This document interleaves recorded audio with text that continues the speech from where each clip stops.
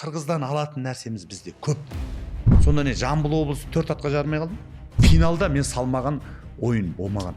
80 машинаға саттым. Байлап салғаныңыз көп па, жоқ әлде таза салғаныңыз көп па? Таза салғаным көп. Ең арзан, ең кегіш қазір 3 миллион болып қалды. Мен осы 3 атты мойындаймын қазір. Құлақ ерге көмектесу ойда жоқ па? Сәл ауызбіршіліктер аздау, көре алмайтындар жерлер көп. Әділ болды ма төрелік? Ол жерде әділ болған жоқ. Көкпаршымын деп айтпаймыз қазір Қырғызға барсақ. Бұл жерде баланың бәрі жаппай көкпардан шығып жатыр. Ал аналар келіп сұранбайды. Көшпенділер ойыны Қырғызстанда өтеді. Болжамыңыз қандай? Өте қиын. Может бармауы да мүмкін біздікілер.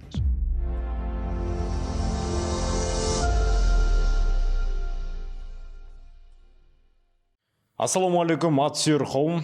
Бізде Дала додасы жобасының кезекті сұхбаты Шымкенттің төріндеміз. Бүгін бізде қонақта Азияның 2 дүркін чемпионы, Қазақстанның 10 дүркін чемпионы Жұлдызхан Тайырбек. Жұлдызхан аға, енді өзіңізді арнайы Астанадан ат басыңыз Шымкентке бұрдық.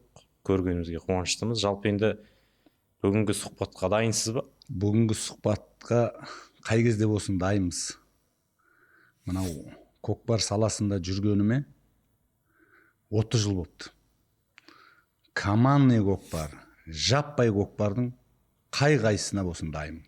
Жұлдызхан аға, енді алғашқы сұрағым, жалпы мен осы жаққа келер бұрын сізді өзіңіз зерттеп келдім. Сыртыңыздан қандай адам екен, қандай сөздер айтқан екен. 2021 жылы бір сұхбатта былай депсіз: қазіргі көкпаршылардың 90% байлап салады дейсіз. Биыл міне 2026 жыл, арада 5 жыл өтті. Жалпы қандай өзгеріс бар қазір? 5 жылдың ішінде не өзгерді жаппай көкпарда?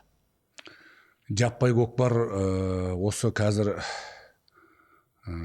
жаппай көкпарда Қани Дерманов деген бауырымыз басқарып жатыр. Қазіргі көкпарға көңілім торлады. Баяғы дұрыс қой, айтып жатқаның өте орынды. Байлау, үстінен шалу, тұзақ, сондайдың бәрін істеп келдік. Қазіргі осы басшылықтарға көңілім толады. Неге десеңіз, қазір Қазақстанның жаппай көкпардың өзінің правиласы бар, ережесі бар. Бәрін қазір қай кезде болсын көкпарға барсақ, бірінші ережені айтады. Сол жаппай көкпардың өзінің ережесі бар. Сонымен шабамыз. Енді жалпы өзіңіз есептеп көрдіңіз бұны? Жаппай көкпарда қанша рет өгіз өлді салдыңыз карьераңызда? Ондай есептеген емеспіз. Өзі бір жылда бір 4-5 мәрте салған шығармыз, бірақ енді анандай есептеп. Енді есептеген, мен енді 95-те армиядан келдім. 96-дан бері қарай шапқанда есептеген 80 машинаға саптым. Міне күні кеше 2026-ның бісмілласы басталды. Сайрам ауданының Атбұлақ деген ауылда кеше 4 күні көкпар болды. Міне жылдың басы Мерседес 190-ға салып алдым. Оны елдің бәрі біледі. Үлкен той болды. Бүкіл осы облыстағы бүкіл қаймақ барлық жігіттер барып болды сол жерде маған нәсіп болған екен. Жылдың басы, бірақ әр жылда 4-5 машинаға сап жатырмын. Енді жаппай көкпарда жүргеніңізге шамамен енді 30 жыл болды деген нақты. 96-тан шапсаңыз. Байлап салғаныңыз көп па, жоқ әлде таза салғаныңыз көп па? Анығын айтайықшы. Таза салғаным көп. Байлап салғаным. Енді айтады ғой қазақта. Тойды мейман бұзбайды.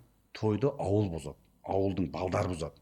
Өзіміздің той, өзіміздің ағамыздың көкпары деп баяғын айтып жатырмын да, қазір ондай емес. Баяғыда өзіміз сабалайық деп бастайды. Сол тойдың жүрісіне қараймыз. Ел байлап сабатса, мен пәкпін, мен тазамын, мен байламайым деген болмайды. Бәрі есеп, считается болып жатыр да өрді. Той бұзылады өзі. Сол той бұзылған кезде ыңғайға қараймыз. Той бұзылды деген кезде бастайды ғой жаңағындай. Орау, тұзақ, байлау, сондай кезде соған қарап шабамыз. Мен личный өз басым сондаймын. Тойдың жүрісіне қараймын. Ал если таза болып жатса, біреудің тойын шырқын бұзып не аламыз? Бірақ көп жерде таза салдым. Енді аға, кезекті сұрағым, жалпы әлеуметтік желіде көріп қалдым. Менің рекордымды жаңартқан адамға айғыр мінгіземін депсіз. Бүгінгі таңда ол рекордты жаңартқан адам бар ма? Содан кейін ол қандай рекорд? Енді алла тағала мен өзі шындықты жақсы көрем и шындықты бетке айтқанды жақсы көрем. Енді қазір көкпар саласында мен әйтеуір айтам деген сөзімді айта аламын. Аллаға шүкір деп айтайын. Мен енді кішкене кезімде ерке болып өстім. 6 баланың 5-шісі болдым. Әкем менің бетімді қақпаған. Әкеміз Зұлпар Тайырбек бетімізді қақпай еркелетіп өсірген.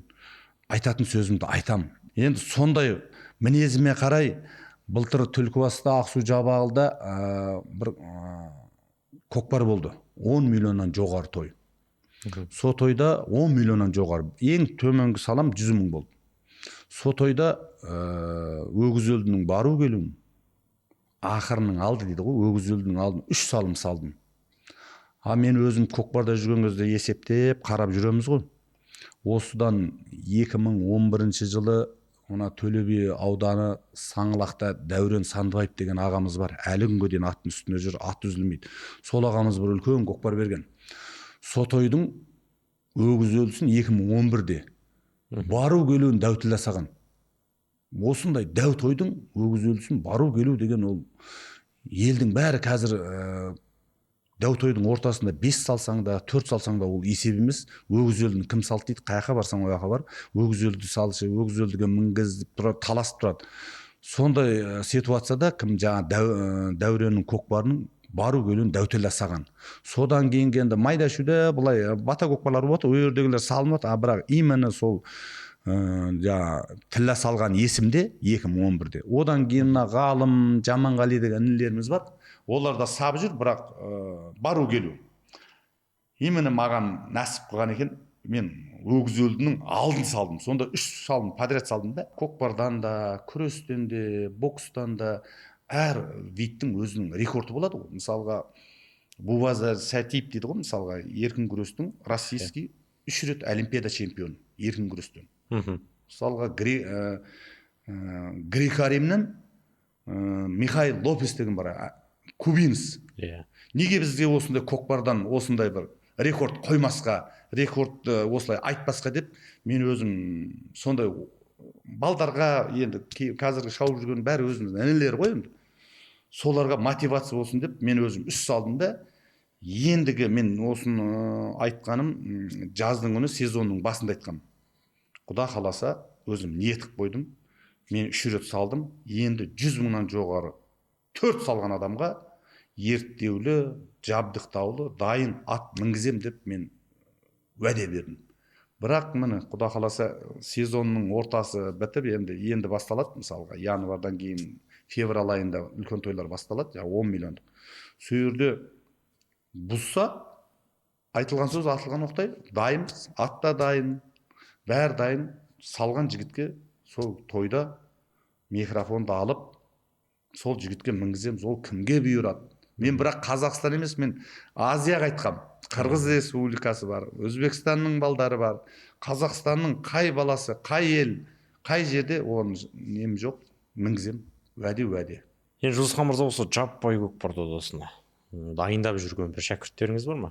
Өзім 2001 жылы 2000 жылы мына Қошқар Темірхан Айтбаевты алдым. Бірінші шәкіртім сол.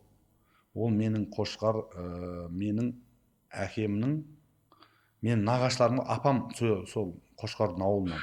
Сол әкем айтты, осы Қошқар нағашың болады. Қошқарды алдым. Қошқардан кейін Түлкібастағы Шырынбай Бағлан деген бар, әлем чемпионы, Азия чемпионы болған. Одан кейін Әбжаппаров бар, 3 болды ма? Одан кейін бар Жантөре Әбдәлиев деген бар, Қазығұрттағы. Одан кейін Дастан деген бар, Жетісайдан. Нұрбақыт деген бар, Саржан, өзім інілерім. 6-7 қазір бәрі бір еге болып өздері әйтеуір ортада, көкпар ортасында ойып орны бар, әйтеуір шауып жатыр. Жайлап тәрбиелеп шығарып жатырмыз ғой. Тренер вообще жақпайды екен ғой адамға. Қай кезде болсын тренер айқайлайды, боқтайды, ұрсады, сөгеді.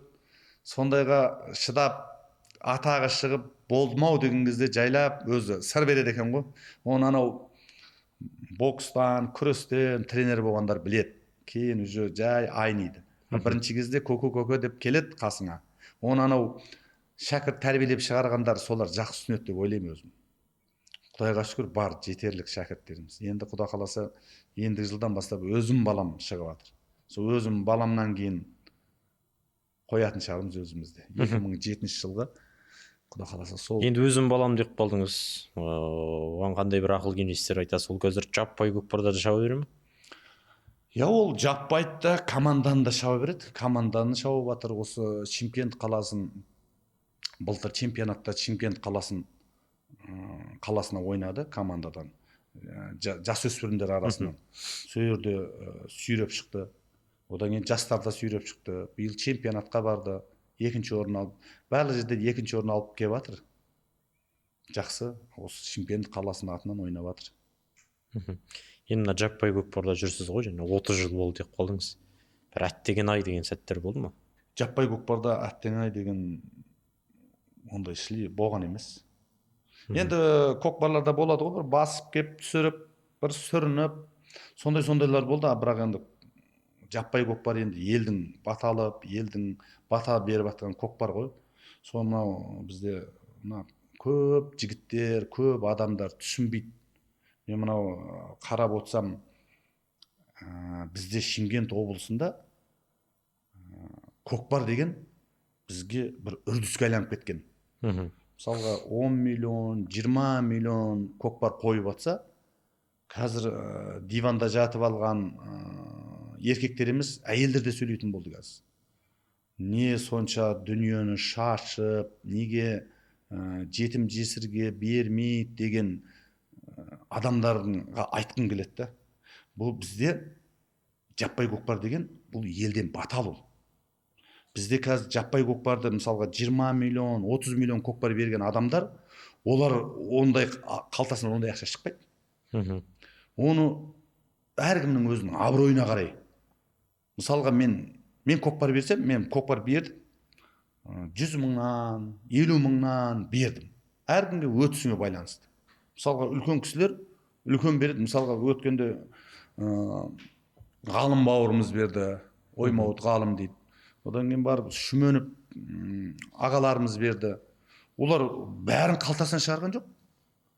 Оның ортасы, оның елге деген өтісі сол қайтарылады. Бізде гәп, мысалға, ертең сен бересің, мен саған апарам. Мен саған бермесем, мен ешкімге бермесем, мен ертең көкпар берсем, ешкім әкелмейді маған. Сол жағын елдер түсінбейді да, ой, жетім жесірге беру керек, шашу емес, енді ел бізде осындай үрдіс. Осы Шымкент облысы, Жамбыл облысында, мысалға Павлодар, Астана, Қараған жақта бұндай үрдіс жоқ. Бізде мына ұлттық ат спорты осы оңтүстікті ғой, Жамбыл, Алматы, Шымкент, Қызылорда, осы жаққа қатты дамыған. Әсіресе осы Шымкент облысына қатты дамыған. Күні көкпар болып жатыр. Ол как будто бізге ата бабамыздан тура бір оңтүстікке қалдырып кеткен сияқты да. Жаңағыдай. Енді неге басқа аймақтар кешеуілдік болды? Неге мысалы солтүстікте, неге шығыста үлкен бір жаппай көкпар тойларын көрмейміз? Енді мен ойлаймын, Шығыс Қазақстанда да болады, жаздың күндері болады, Қостанайда болады. Бірақ біздің осы оңтүстік жақ погодасы тура келеді ау деймін да. Бізде мысалға қазір қараңыз, бүгін 10 январь Төле би ауданы Шардарада көкпар болып жатыр. Күн жаздың күнгідей. Енді Астана жақ, Өскемен жақ, одан кейін бізде мына оңтүстікте ауыл жиі ғой. Ат көп жиналады да, жиі. Мысалға Өскемен жаққа барсаңыз, бір ауылдан бір ауылға дейін 300 километр жүрсің. Біздің мына оңтүстік мына басына 300 километр шықпайды. Сондай жиіліктен, одан кейін ауа райдан осы ыңғайлы болғаннан кейін көкпарда көп болады, күнде жақсы, сондай деп ойлаймын өзім. Енді Төле биде көкпарға бармай қалдыңыз. Ана себебін де естіп қалдым мен. Кран жоқ дедіңіз. Сонда сіз қалай жалпы бұлай шаба алмайсыз ба, жалғыз крансыз? Енді қазір бұрын шауып жүргенбіз. Осы уақытқа дейін крансыз шауып, өзіміз кіріп, өзіміз. Қазір жастардың бәрі ең арзан, ең кегіш қазір 3 миллион болып қалды. 3 миллион, 5 миллион, 10 миллион. Жастар қазір білмеймін енді, әйтеуір сондай. Біз Бұл біздің алдымызда бізге бірге шапқан жігіттердің бәрі ондай болмаған еді. Осы бір 5-6 жылдың көлемінде мен ойлаймын, бұл көкпардың дамыған деп ойлаймын. Көкпардың дамығаны. Өткенде бір ағаларымыз айтып қалды, көкпардың салымын түсіру керек дейді да. А көкпардың салымын түсірсең, аттың да сенасы түседі. Ал если қарасаңыз, бізде Қазақстанда ең арзан ат осы Алматы, Жамбыл, Шымкентте. Ең аттың арзандығы. Өзбекстан жақ қымбат. Біздегі менмін деген аттың бәрін Өзбекстан әкетіп жатыр. Неге? Өзбекстанда салым көп. Бізде кеше айтып жатыр, байдың малын бай сызғанып дегендей, бір ағаларымыз айтып жатыр да, 50 мыңнан түсірмеу керек, анау мынау деп. Қазір Аллаға шүкір жақсы ғой, 9 түйе, 9 тайдан ұрып жатыр. Содан кейін аттың да деңгейі көтеріледі. Өзіміздің жергілікті аттар. Жаңағыдай палуандар да содан қымбаттап кетті. Енді біз мен өзім мындай қарапайым адамдардың атын мінем. Менде байпатша жоқ. Жаңа бір кранды мә деп сатып әпере салатын 3 миллионға беретін байпатша жоқ. Бәрі өзіміздің қарапайым аға, іні, бауыр болып кеткенбіз. Содан кейін оларға кран әпер деп те айтпаймыз. Сонымен әйтеуір көкпарға барып, бұйырғаны сауып, қайтып жүрміз. Кран қазір өте дефицит. Енді көрермен түсінбей қалмасын, енді ең киікіш дейікші. Киікіш. Сонда оны 3 миллион дедің сен. Кімдер сатып алады? Қалай болады ол сонда? Оны жаңағы аттың егелері әпереді ғой. Жаңағы қай бала осында қарап жүреді, осы бала дейді. Бір жылға 3 миллион. Ол 5 миллион бір жылға. Бір жыл болғанда ары кетсе сентябрьден январға дейін 3 ай шабылады. Январдан мартқа дейін, март, апрель болды. Келесі жыл тағы 3 миллион. 5 миллион. Сондай болып кетті қазір. Бәрі оны жасыратын не керек бар? Бәрі сол болып тұр ғой. Бұлай қымбат қазір. Аралап балдарға да сауда қылып айттық, осындай берейік. Барымыз осы десек көнбейді. Анаған келісіп болғам, анау. Жастардың тірлігі сол. Енді мына жаппай көкпарда шеберлік таныту 70% атқа байланысты дейді. Бұл сөзбен келісесіз бе? Иә, ат пен адам жарасы керек қой. Енді атқа бала мықтылық қылады кейбір кезде. Кейбір кезде балаға ат мықтылық келетін кездер болады. Үстіндегі балаға мықтылық қылады ат. Ал енді екеуі де жарасса, ат пен баланың күші бірдей болса болады ма? Ол қай уақытта болсын, оған ешкім әңгіме де айта алмайды. Анау деп, мынау деп ешқандай айта алмайды. Екеуі бірдей жарасса, оны не дейді, ана Ержан көкеміз айтады ғой. Бағымен таласпа дейді ғой. Бабына талассаң да бағына таласпа дейді. Бағы жанып тұрады ол баланың. Атта, балада. Енді мына 30 жыл болды деп жатырмыз ғой. Жалпы осы 30 жылда бір өзіңізге жақын тұлпарларды айта кетіңізші. Өзіңіз іштей қимайтын, өзіңізге жақын бір аттар болды ғой. Енді менде көп ат болды. Аттардың да зорлары болды. Енді мен үңкит жақсы ат міндім. Мен мысалға сенің атың мінем ба, маған ұнайма, бұл шаға берем. Ол мінгеннен кейін ұнамаса айтамын, мен маған болмайды екен деп кетіп қаламын. Сондай ат көп болды менде. Мынау до свидания деген ат міндім. Бегалы көкемнің Наурыз деген ат міндім. Өте мықты аттар болды, олардың бәрі танымалы. Мынау жаңа Әлештің 10 миллион қарасын міндім. Тағы көп ат міндім енді. Аттың жақсысын мініп жүрдім.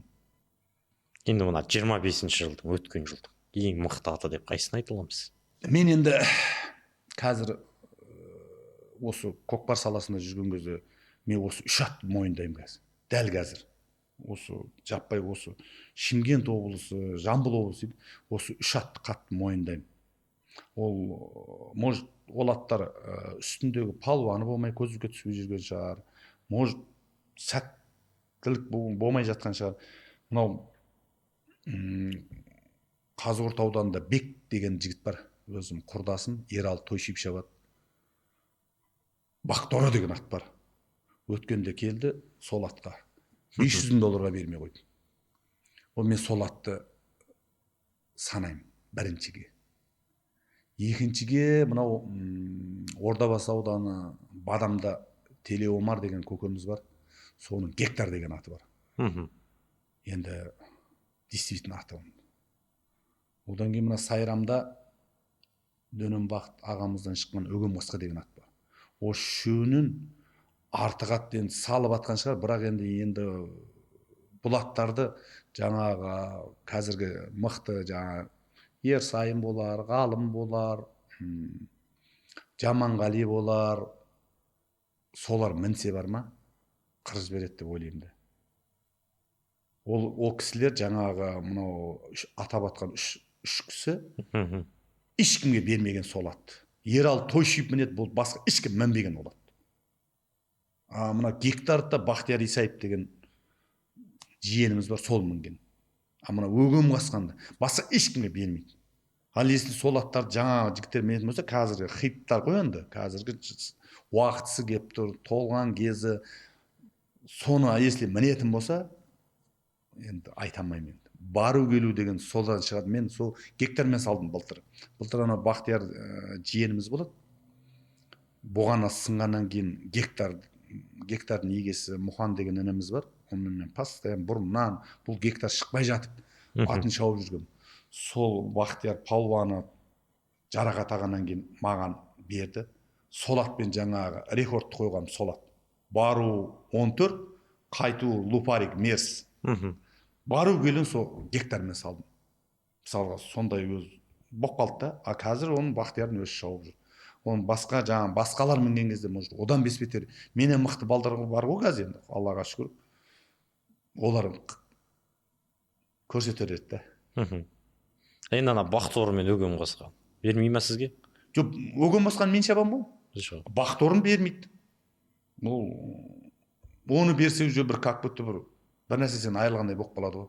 Ол Бекте сондай өз жігітті салсын самасын Ералыға береді. Ералы да мықты жігіт. Бірақ енді Ералыда 78 қол бізден. Енді қазіргі жастар қазір жалындап тұрған айтып отырмын. Қазір кеше өткенде Ғани Дирманы бауырымыз 5 шабандозды айтты ғой. Ең үздік топ 5. Топ 5-тің мына 3 атты топ 5-тің 3-і мінсе бару келулерін сала береді ғой. Енді оның айтқаны өте дұрыс, орынды. Таласпаймыз ғой. Әр нәрсе өзінің уақытысында. Ертең олар да біз сияқты бір тойда бір салса мәз болып қайтатын кез келеді. Солар мінсе бұлар вообще жанар еді. Одан бетер атағына атақ қосар еді деген ойда. Және енді бір Ғани Дирманов деп қалдыңыз, енді ол бәріміз білеміз Жаппай көкпар федерациясының президенті. Ол федерацияға көңіліңіз толмайтын жерлер бар ма? Федерацияға көңілім толмайтын жерлер жоқ. Жаппай өте жақсы. Ешқандай қазіргі Жаппайға мен көңілім толмайды, анау мынау деу жоқ. Қазір Жаппай көкпар өте баяғыдағы атақпен шошып қалғанда, баяғыда ойбай жаңағыдай басына пистолет тақайды екен, анау мынау деп сондай шошып қалғанда ел. Қазір Аллаға шүкір 4-5 жыл болды, тап таза жақсы өтіп жатыр. Айтамайды ешкім. Қазір правила бар, құласа тоқтайды, бұрын қарамайтын. Алған адам қай аудан басса байлап сала беретін. Тойбашылардың да соның күнін есептейтін. Ондай қазір жоқ. Қазір үйіңе бармай жатып артыңнан шығады ғой. Мына дрон деген бар. Доказать етіп, өте порядок жақсы. Енді Түркістан облысының тумасысыз. Таразда, Әулиеатада жүргеніңізге 20 жылдан аса уақыт болды. Енді өзіңізді айтып қалдыңыз, 5 жыл болды тренер болып. Енді оның жалпы Әулиеатаның да чемпион болып жүргеніне ұзақ уақыт сіздің де үлесіңіз өте зор. Бұл қалай енді ел түсінбеуі мүмкін да оны? Осы сұрақ маған көп жерде қойылды. Бұл енді мен өзім 95-те армиядан келдім. 96, 97, 98, 99, 2000 жылға дейін өзіміздің Түлкібас ауданының намысына ойнадық. Бұл жерде талай Асанбай Асқаров, осы орталық стадионда Асанбай Асқаровтың турнирлері болды. Ауданара біздің облысымыздың біріншілігі. Сол жерде көп жетістікке жеттік. сөйтіп Түлкібас ауданында жүріп мені осындай өнеріме қарап облысқа кірдім. Шымкент облысына, облысқа енді. Облыстың сабында 2000, 2001, 2002, 2003 облыста ойнадым. Сөйтіп облыста ойнап жүріп, мені жаңағыдай болмайтын келіспеушілікпен мені командадан шығарып жіберді. Нақтырақ айтайық. Облыстың командасынан шығарып жіберді. Жарамайсың, анау, мынау деп жаңағыдай. Сол кездегі басшылар. Сонымен мен чемпионат Қазақстан болатын болды, неде Алматыда. Мен соған барамай қалдым. Мені қоспады. И бармағаннан кейін ояқта енді бізде Қазақстанның чемпионатында Жамбыл облысы менен Оңтүстік Қазақстан финалдағы жолығады. Басқа команда, басқа облыстар соперник емес. Сонымен жаңағы қазір командалар келген кезде қарайсың ғой. Жамбыл облысы менен Шымкент облысы ойнайын деп жатса составта кім бар? Вот түгел анау мынау бар. Сонымен Нұрдәулет Момын деген досымыз, әрі бауырымыз, сол как раз 2004 жылы Әулиеата клуб ашылады. Әулиеата клубы 2004-те ашылады. Соның директор болып Нұрдәулет Момын не қылады да, Еркебай Омарбек деген неде досым бар, қазір осы Қазығұрт ауданының жігіті. Соған айтады ғой, нағып сендердің составтарында жұлдыз жоқ дейді. Айтады, жұлдыз шығарып тастады. Соның ол кезде телефон жоқ. Менде телефон жоқ еді. Ана бір Nokia кірпіш деген шықты. Еркебайда бар. Бірге Көкпарға барып жүрміз. Сонымен сөйді звондап қалды Еркебайға. Дәука. Сөйтіп маған айтты, жұлдыз осындай. Сен біздің командаға келсей Жамбыл облысына. Сонымен мен айттым. Мен ақылдасып көрейін дедім. Сөйтіп менде осы қалада ағаларым бар. Осындай демеуші болып, жаппай көкпарға әкеп, жаппай көкпарда атын шауып жүрген мынау Жытқыр Бақыт деген ағамыз бар еді, осы қалада тұрады. Бүгін 40 өтті, қайтыс болды ағамыз, 65 жасында. Сол ағамызға мен өкіл іні болдым. Сол ағамызға кеп айттым мен. Мені осы Шымкент, өзім Түлкібас ауданынан осы жаққа Шымкент облысына командаға әкеп, мені жетектеген Жытқыр Бақыт деген ағамыз бар. Сол іні қып, сол әкеген осы қалаға. Соған барып айттым, аға, мен осындай сөйтіп маған ағам мотивация берді. Ол кезде Руслан Бексейітов деген ағамыз бар, облыс мәслихатының депутаты. Дербісәлі Жетпісбаев деген осы Народный Казкомның директоры болған ағамыз бар. Осы үш ағамыз бар. Сол үш ағамыз маған айтты, жұлдыз деді, сен облыстан шығады ма деді. Сен онда значит өзің слабыйсың. Жамбыл шақырды ма? Бар, өзің өнеріңді көрсет. Сен доказать ет. Не үшін сен слабыйсың? Сонымен сол ағаларым айтқаннан кейін мен Жамбыл облысына 2004-те Жамбыл облысына бардым. Сол 2004-тен міне Құдайға шүкір деп айтайын, 2020-ға дейін Қазақстанды 10 рет алдым. Сөйтіп 2020-дан енді қой деп жастарға орын бердім. Жастар өсіп қалды. Сонымен жаңа Нұрдәулет Момынов әрі досым, әрі бірге шапқанбыз. Жұлдыз деді, сен енді шаппасаң шаппайтын шығарсың, бірақ енді сенің бізге ақылың, осы уақытқа дейін жинаған тәжірибең керек. Сен команданы капитанға жаңағыдай тренері, жаттықтырушы боласың деді.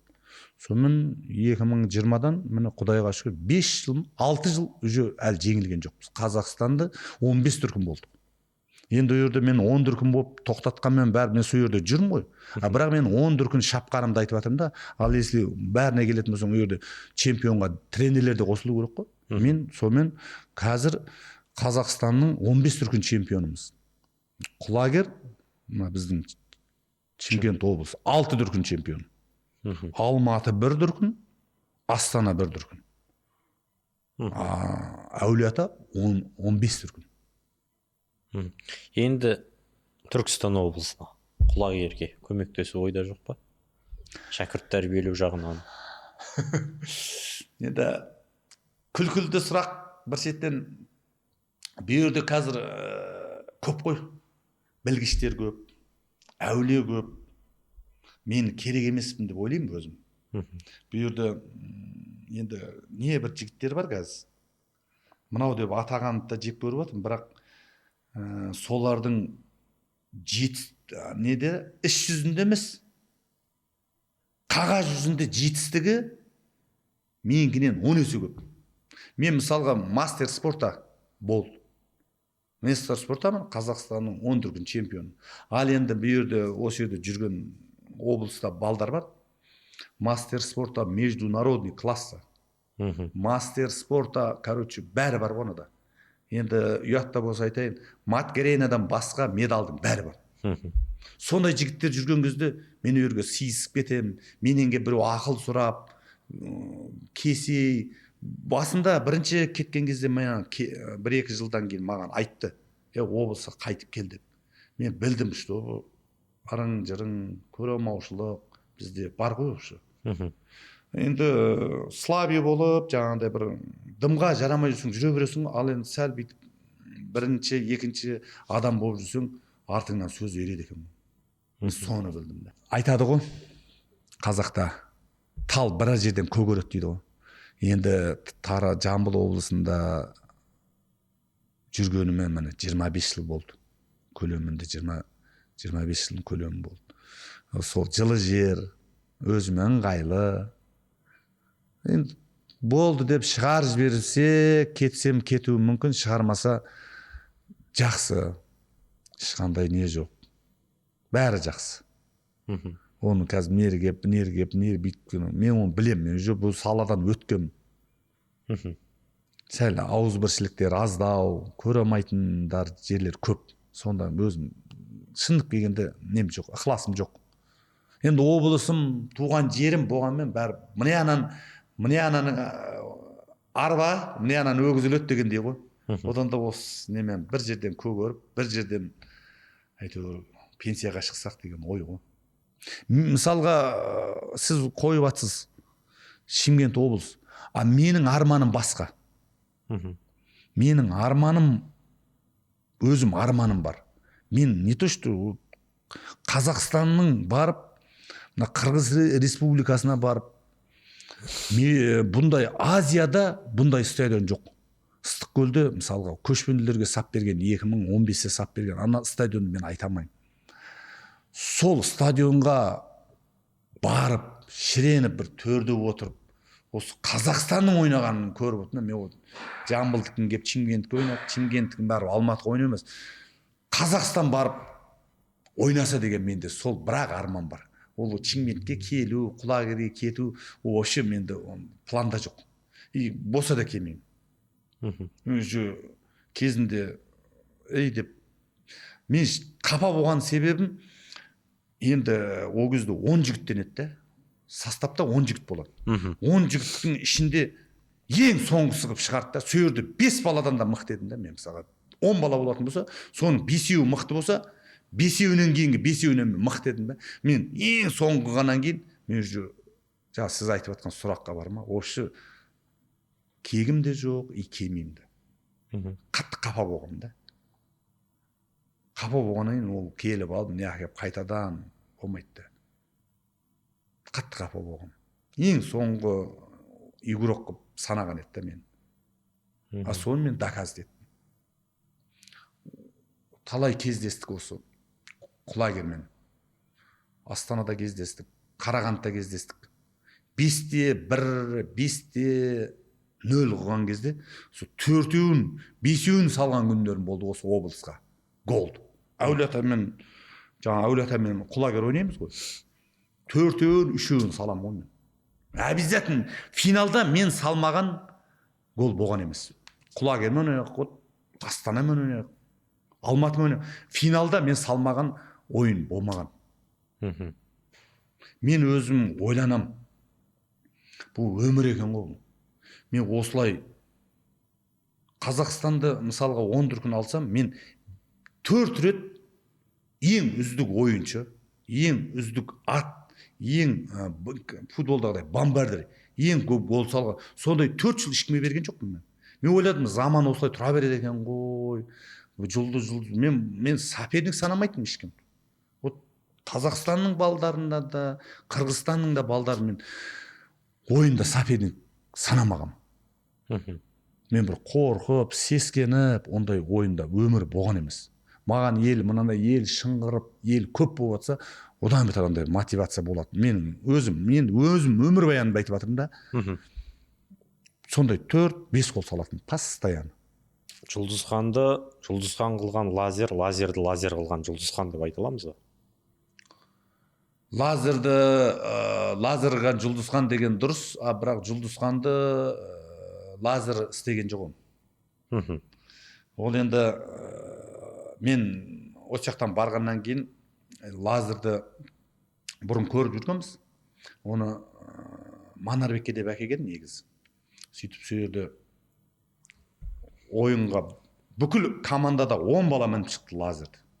Мхм. Өскеменде жарысып жатыр. 2-ші тур. Бәрі мініп шықты. Менің астымда ол кезде мына Қырықбаев Қанат деген бауырымыз бар, Таразда ағамыз. Сол аталды. Нұрғасқа деген аталды. Сол Нұрғасқаны шауып жүргем. Жеңілтек ат, қашқыр тисе жағына. Қырғыздан келген ол да. Соны ойнатып жүргем, жеңілтек ат. Соны сол атпен ойнап жүрдім де сол лазерді Манарбек мінді, Нұрдәулет Момынов мінді, ол кезде Нұрдәулеттің де қайнап тұрған кез. Ерлан Жұмасаев мінді. Балдардың бәрі мініп көрді, қарасам ат зор. Мен Нұрдәулетке айттым. Осы ат мен мінейші дедім. Маған осы ат керек дедім. Енді ешкім анау мынау болмады. Мінсең мін деді. Ол әрі директор, әрі менен кіші ол 79 Нұрдәулет Момынов.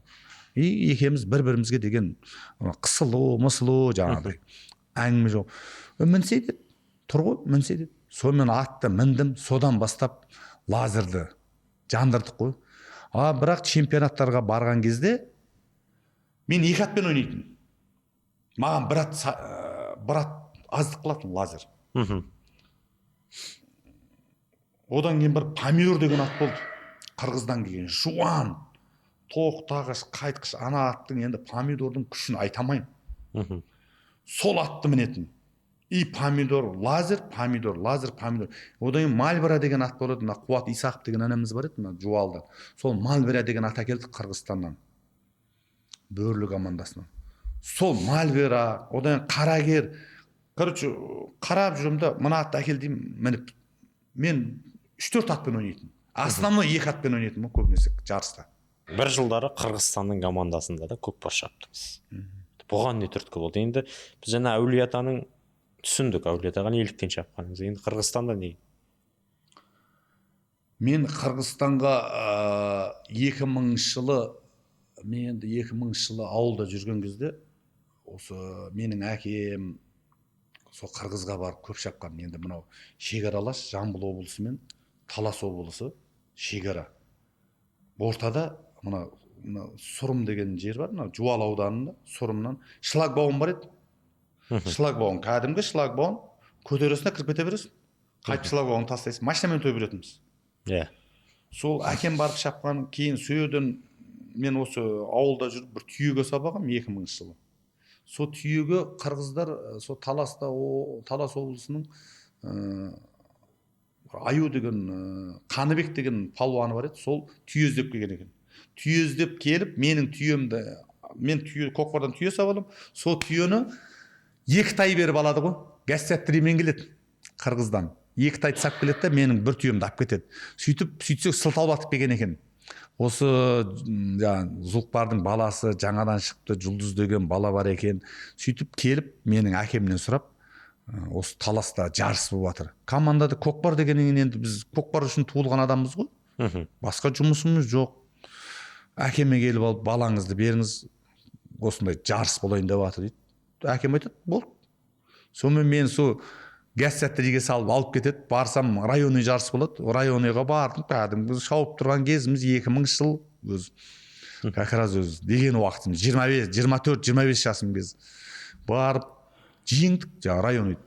Сөйтіп районнан кейін Бишкекке кубок президенті Асқар Ақаевтың кубогына барамыз деді. Маған айтты, мықты екенсің, жүр деп қоймай қойды. Сөйтіп мен айттым, ауылға барып келейін. Арада 10 күн бар.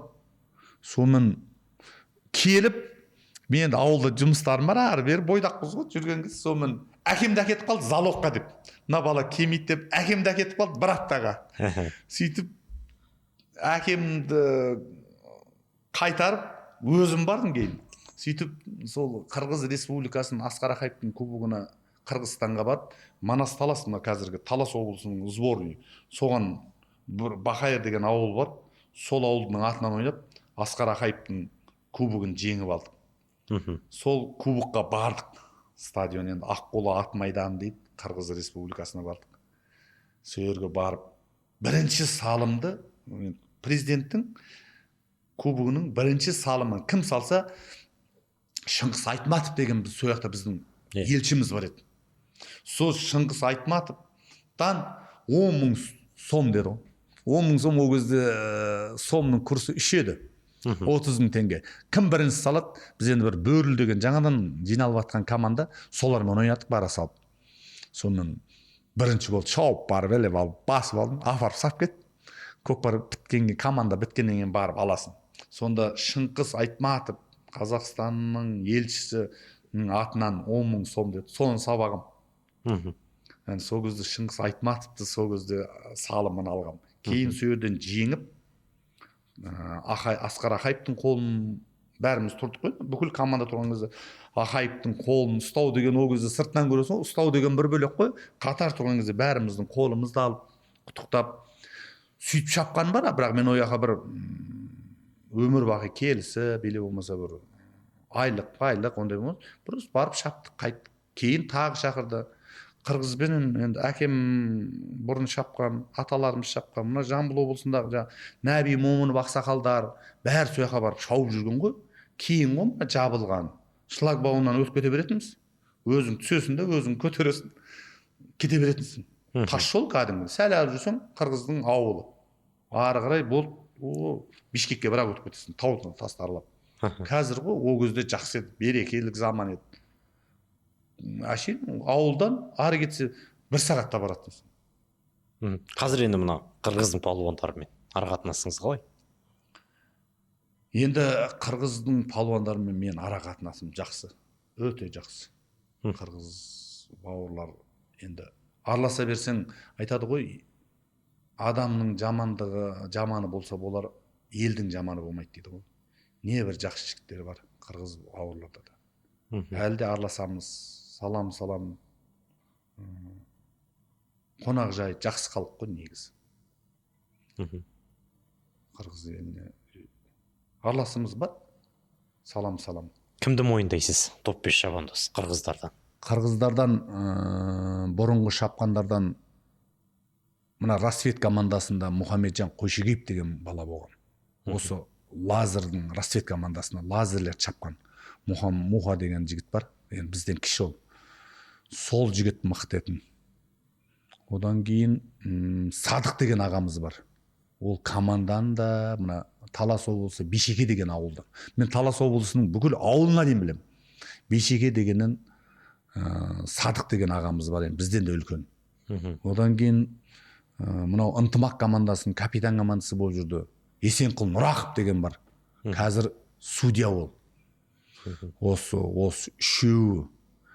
Мына кейінгі жастардан Манас Ниязов пенен Оштың жігіті Манас Ниязов. Ағайынды бір 6 бала. Байыш бар, ағалары бар. Ағайынды олар семьясымен өмірін көкпарға арнаған.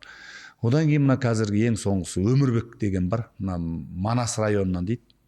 Манас районында да мен жолдастарым көп. Манас командасы бұрын. Осы көкпардың бәрін, правиланың бәрін шешкен Болат Черниязов Манас районыныкі. Содан кейін ауылында танимын, балдарында, ағаларында бәрін танимын.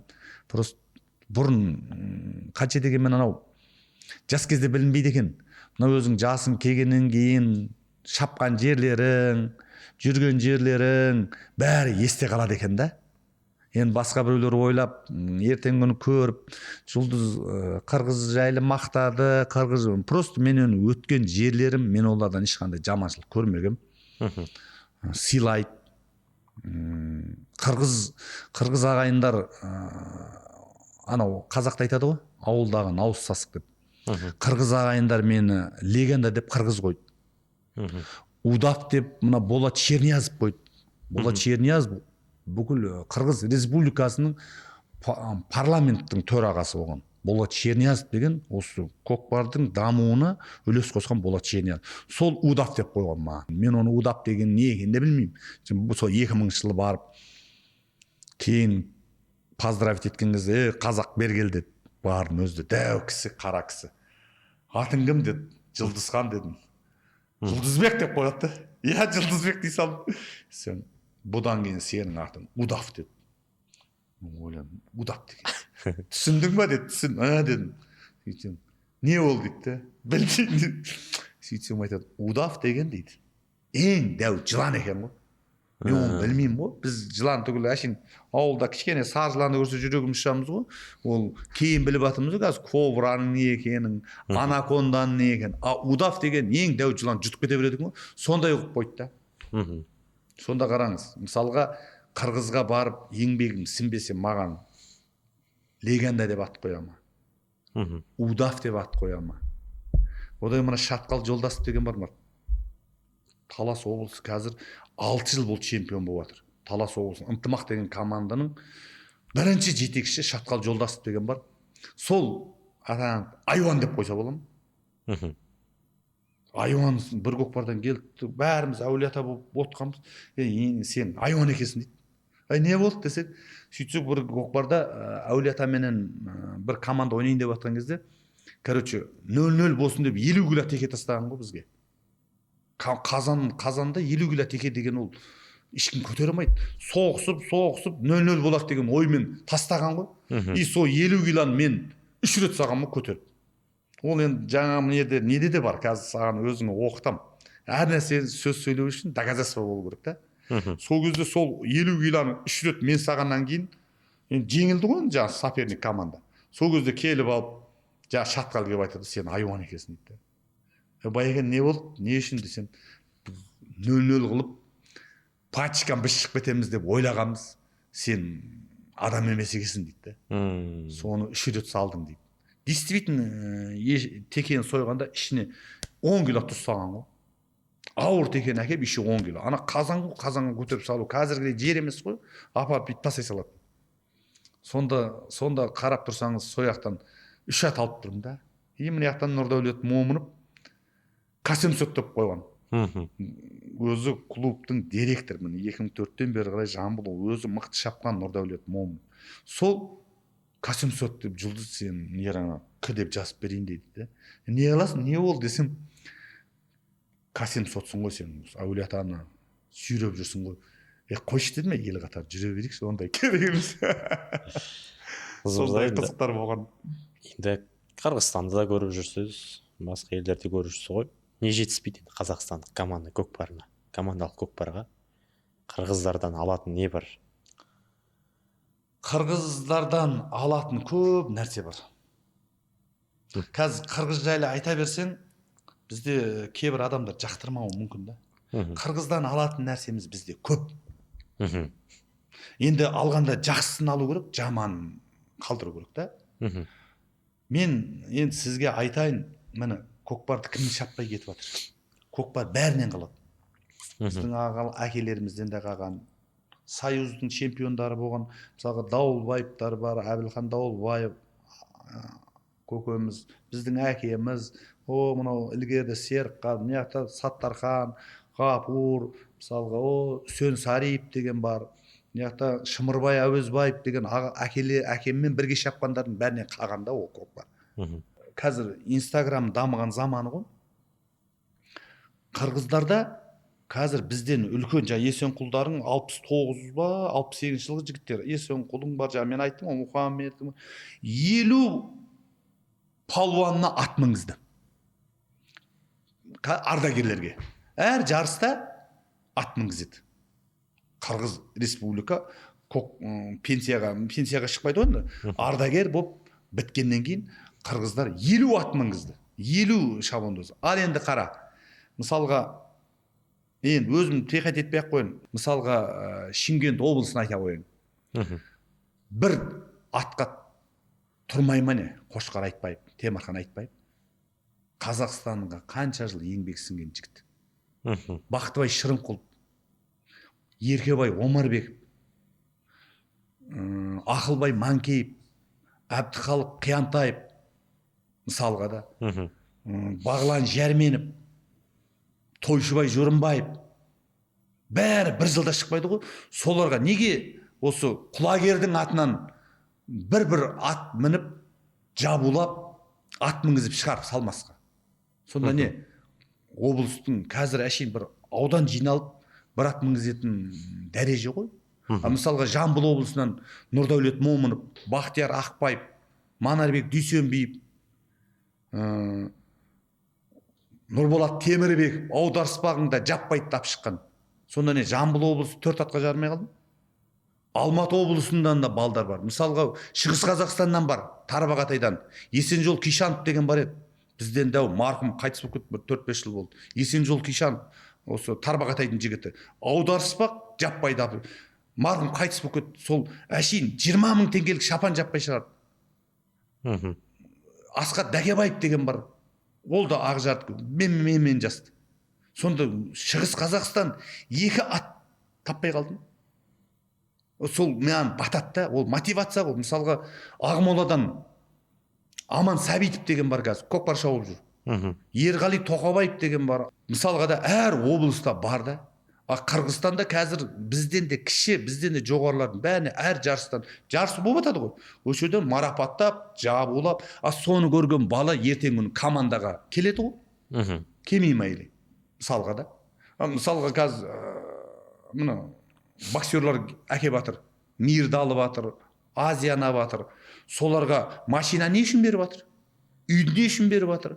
Мотивация болсын, ертең олимпиадан алып келсін деген мақсатта беріп жатыр. Бізде де мысалға мен ертең мен бүкіл елдің көзінше мен ішкен жеген тамағымды, ішкен жеген жүргенімді телефонға салып жатырмын ғой. Мен ат мінсем мен ертең мақтанып көрсетіп, Инстаграмға салам, өзімді қоям. Мені көрген бала ертең күн Еркебай Омарбек құсап, болмаса Жұлдызхан Тайырбек құсап, болмаса Қошқар Темірхан Айтбаев құсап, ат мінсем деген баланың дәрежесі көтеріледі. Көрдіңіз ба? Қырғыздарда 50 ат мінді. Тал бесікте нейді ғой? Бірінші осынан бастау керек еді. Қырғыздарда қазір бар сол. Бізде жоқ. Кесінші маған, мен бір ат міндім, Жұлдыз кешесен интервьюді далба саладың деп, маған кесін осы атаған балдар. Келген жоқ. Бір 20 мың теңгелік шапан кимеген баланы не айтасың? Ол солар Азияны да шаптық. Қырғыз республикасынан барып жеңіп те қайттық, жеңіліп те қайттық. Талай жеңгеміз. Азияда да шапқан балдар бар. Мен енді аузым батырда мен.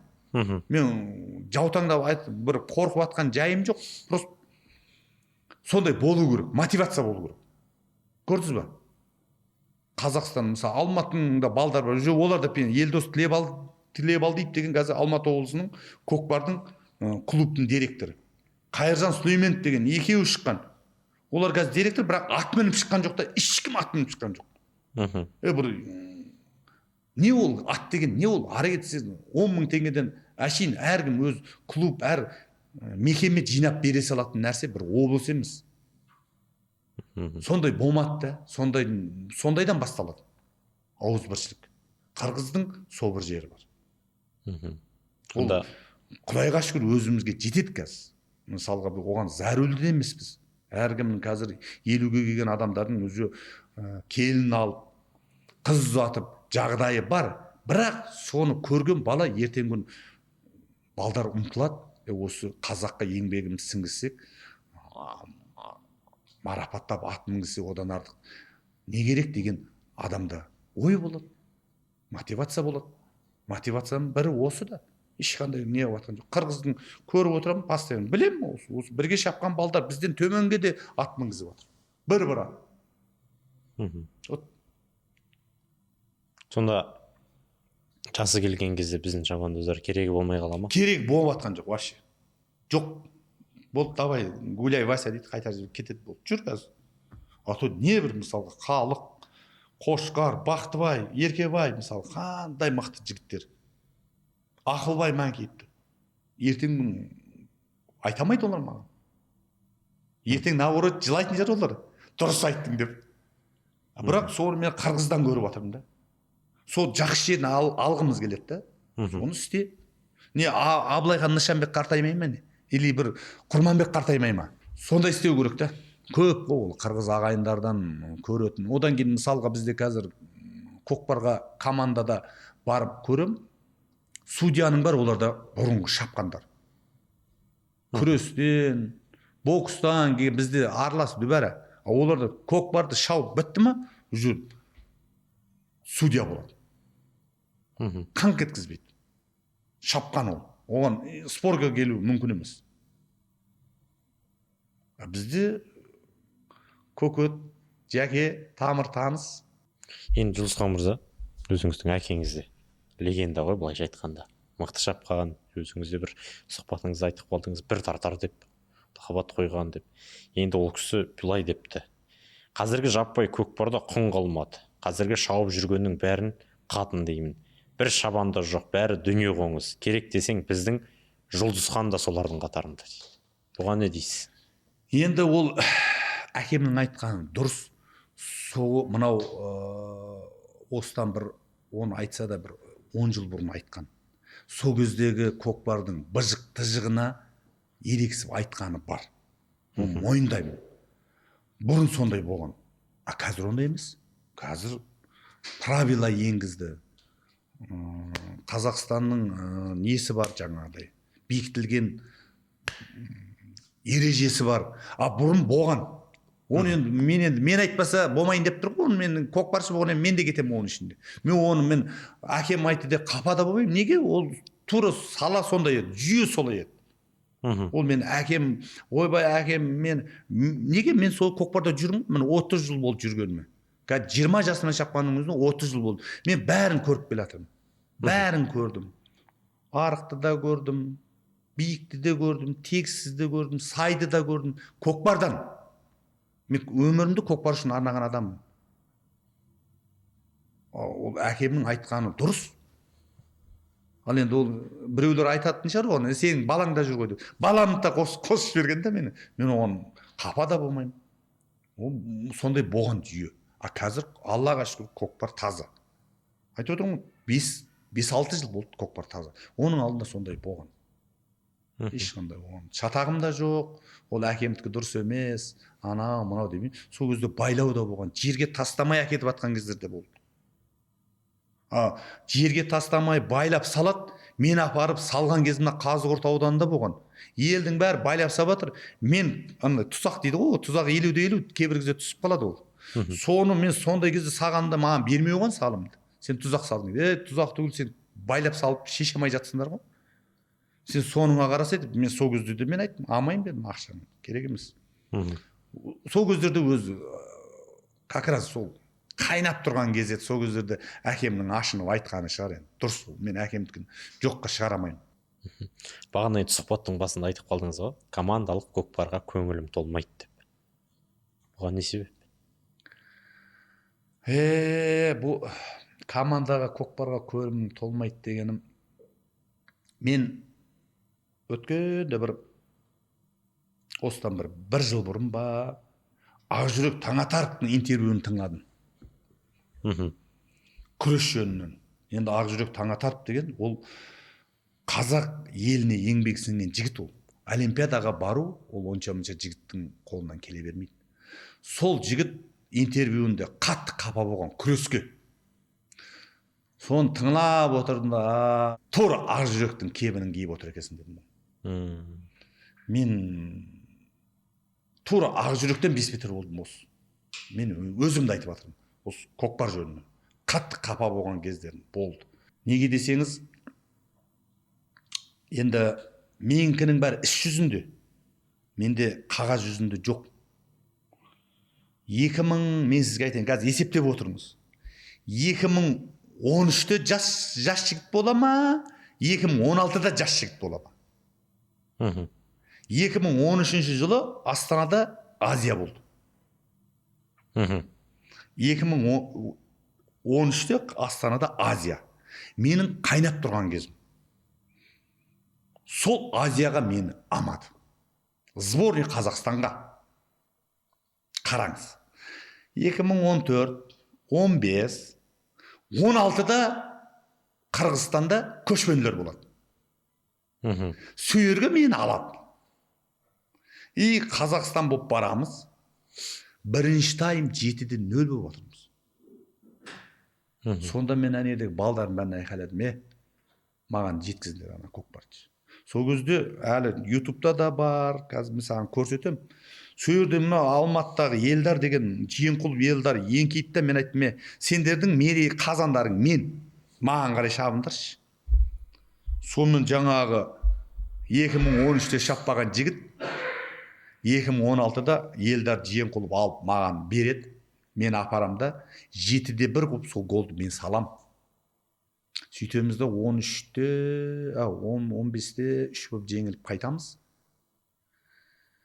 2016 ғой, 2017-де әлем чемпионы болады. Қайтадан мен кірмеймін. Не үшін кірмеймін мен? Сонда мен не, бір жылда кәрі болып қалмаймын? Мен қазір 51-ге келді, мен таласпаймын мен.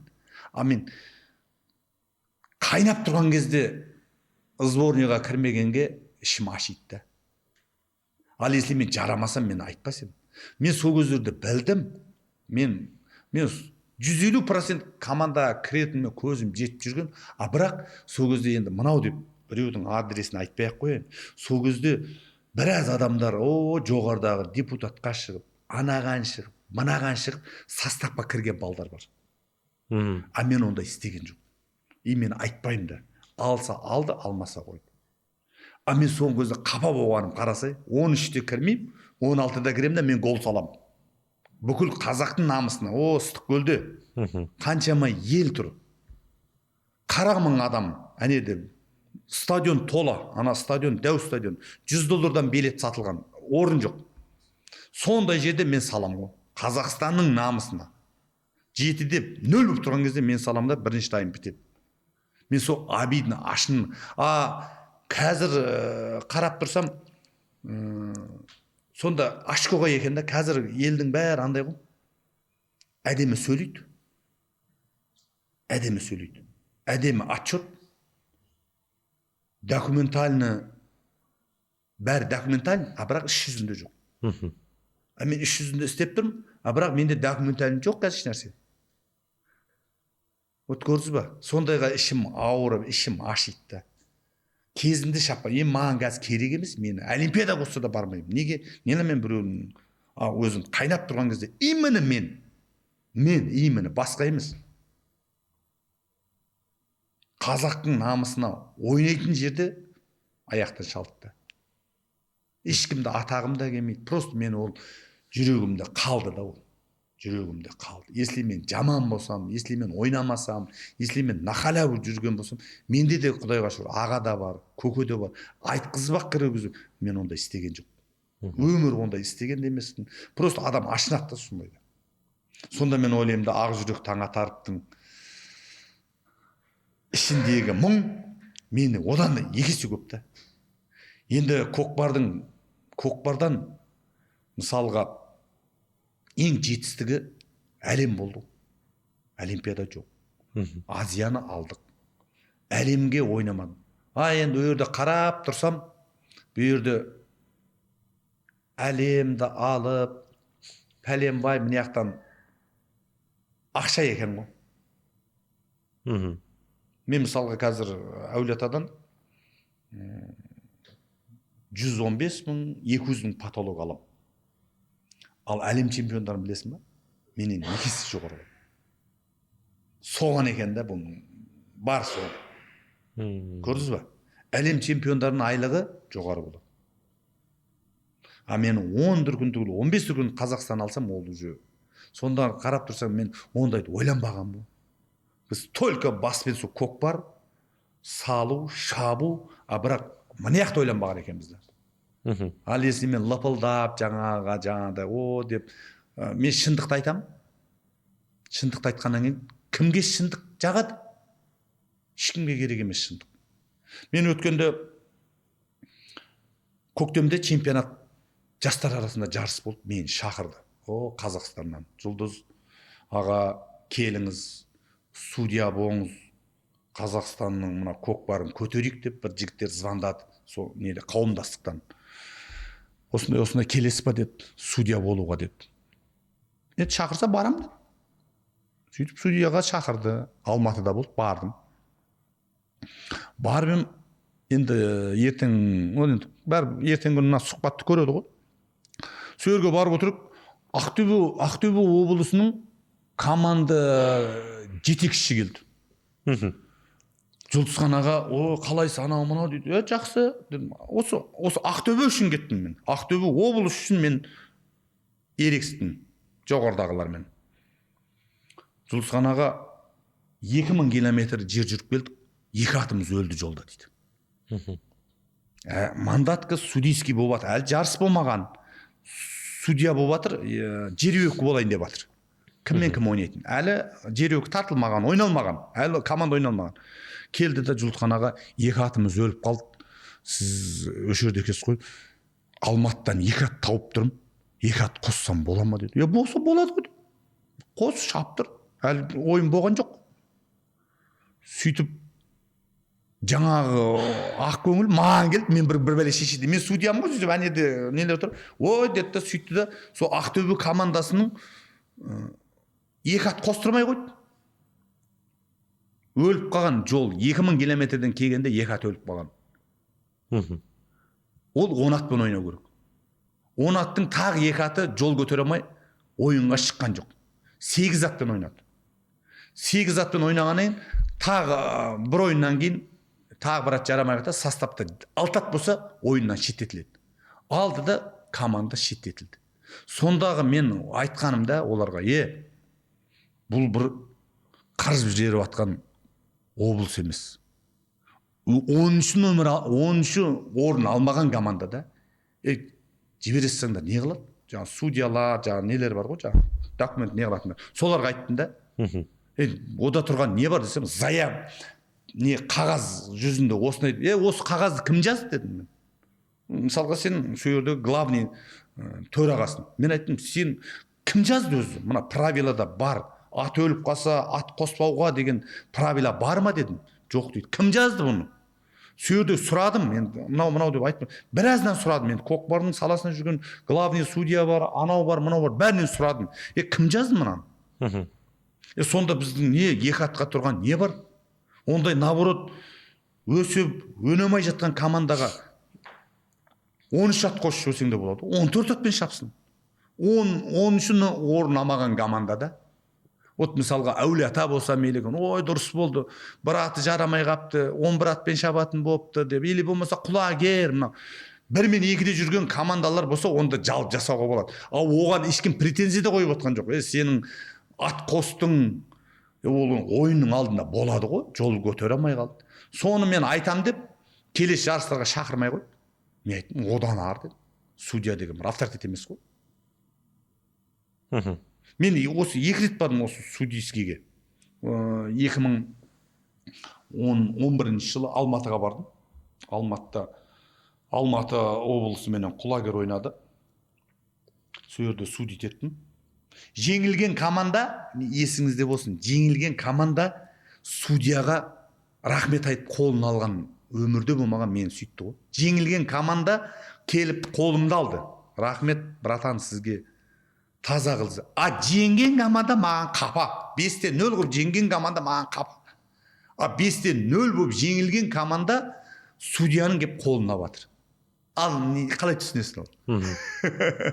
Сондайдан кейін мен уже бармайын деген өткенде мынадан кейін тағы бармайын. Осы салада бір 25 жылға жоқ уақыт жүрдіңіз ғой командалық. Барда бір әттеген ай деген сәттер болды ма? Бір аяқтан шалған тұстар.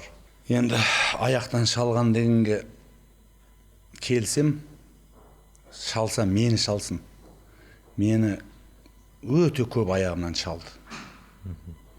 Оның бірде-бір себептері бар оның. Осы 2007 ма, 2006 сол жылынан сәл қателесем, Шымкент қаласында Асанбай Асқаровтың бір турнирі болды. Үлкен жүлде қойды. Соған Қазақстаннан 2 команда қойдық, сборный. Сборный Қазақстаннан 2 команда қойылды. Соның Қырғызстаннан мықты бір команда келатыр дегеннен біз өзімізше дайындалдық. Дайындалғанда жаңағыдай ғой, енді сборный 2 команда қояйық. Біреу болмаса біреу ұтады деген немен. Сонымен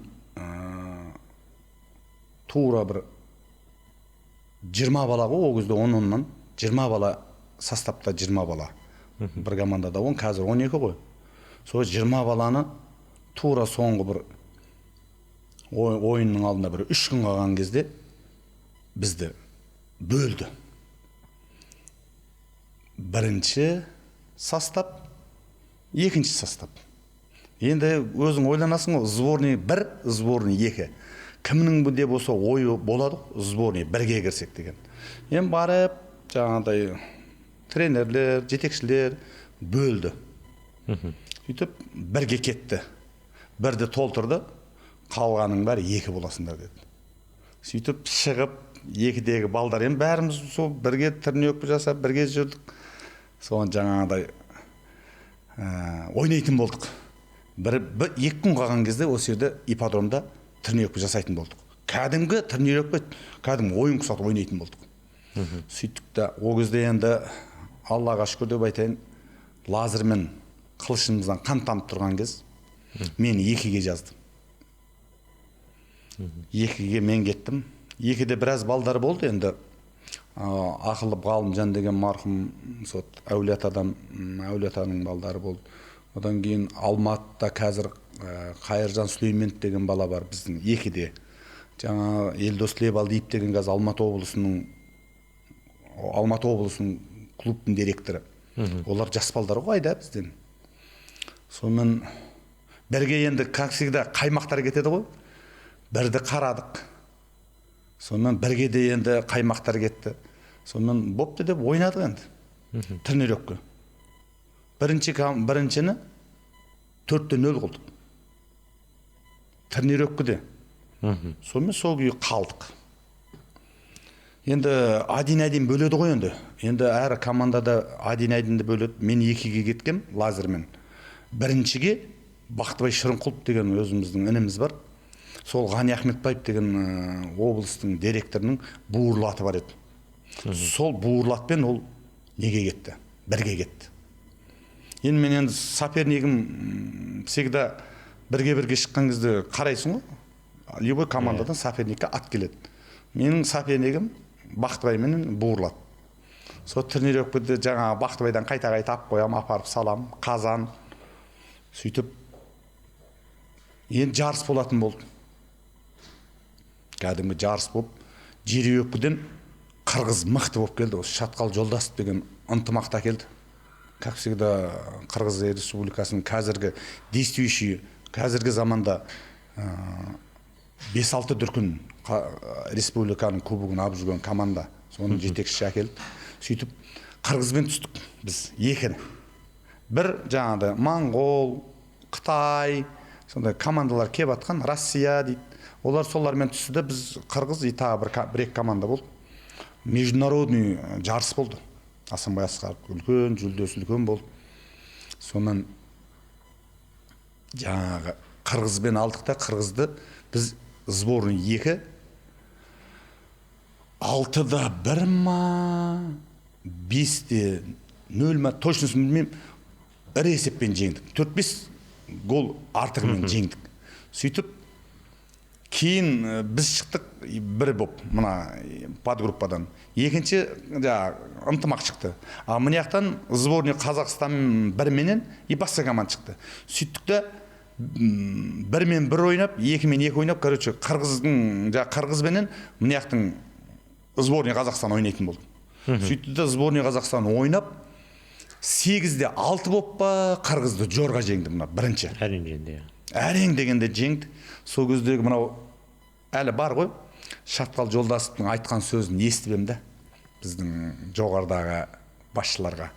Ей деп, сенің береңнен екін қиын екен деп, әлі есімнен кетпейді. Енді мына жүректегі сөздер ғой, мен бір жаттан демес, ол ертең күні әр сөзіңе жауап беретін уақыт қой. Сонымен жеңдік. Сонан олар жеңді, сөйтіп енді қырғызды жеңіп екі қазақ финалда ойнадық. Тура осы Асанбай Асқаровтың турнирі осы Чимкент ипподромында орталық. Сонымен ойын басталды енді. 1-2 басталып кеп берді. Ол кезде 2 тайм еді. Әлде 2 тайм ғой. Бірінші тайм сборыйды 3-0 қылдық. 2 бірінші тайм 3-0 қылып жеңдік. Екінші тайм басталды. Жаңағыдай ұрыс керіс айқай болып жатыр. Анау мынау жаңа типа жаңа бізде өзіміз былай шыққаннан кейін ақылдастық, давай ойнайық. Ақыр олар мықты ғой бір. Біз енді намыс бар ғой, давай ойнайық, жеңейік. Сондай бізде настрой болды. Сөйтіп шыққанбыз, сөйтіп бірінші тайм 3-0 қылдық. Екінші тайм мен енді көкпарда жүріп, мен осындай случайға бірінші рет түсіп тұрмын. Не күлерімді білмеймін, не жыларымды білмеймін. Күлер деген себебім, екінші таймда басталды, один айдынге шығады, ол буырлатты мен, ол лазермен, құдайға шүкір деп айтайын, лазермен осы Азияда ешқандай атты мен менсінбегем да, упор көрінбегем лазермен. Сол жаңа буырылдан Бақтыбайшаның қолтығын алып басып алам, жаңағыдай киімнен ұстайды, қолдан ұстайды, жаңа сборныйдағы балдар, өзім сол балдар енді, сборныйдағы бірдің балдар. Ана айтып қойғанда мынаяқтан давай вперед, бүйтіндер, сөйтіндер, анау, мынау. Сонымен лазермен басып алып, қазанның қасында жүрмін, киімнен ұстайды, аяқты көтереді, жетектейді, үйтеді, бүйтеді. Сонымен жаңа біреуге пас бердім де өзіміздің балдарға. Пас бердім де заменге шықсам, енді заменде өзің ойнаса, 10 аттың 4-еуі іште болса, 6-ауы заменде тұрсам, келіп кругтың сыртына шығып, балдардың қасына келіп тұрайын десем, заменде 2 ақ ат тұр ғой. 4 бала жерде отыр. Біздің екінші сборны. Нағып отсыңдар десем, аттап қойды. Ойнамаңдар деп. Кім алып қойған? Енді көке жәкелер ап қойғанда, ойнамайсыңдар, нағып сендер бірге бермейсіңдер.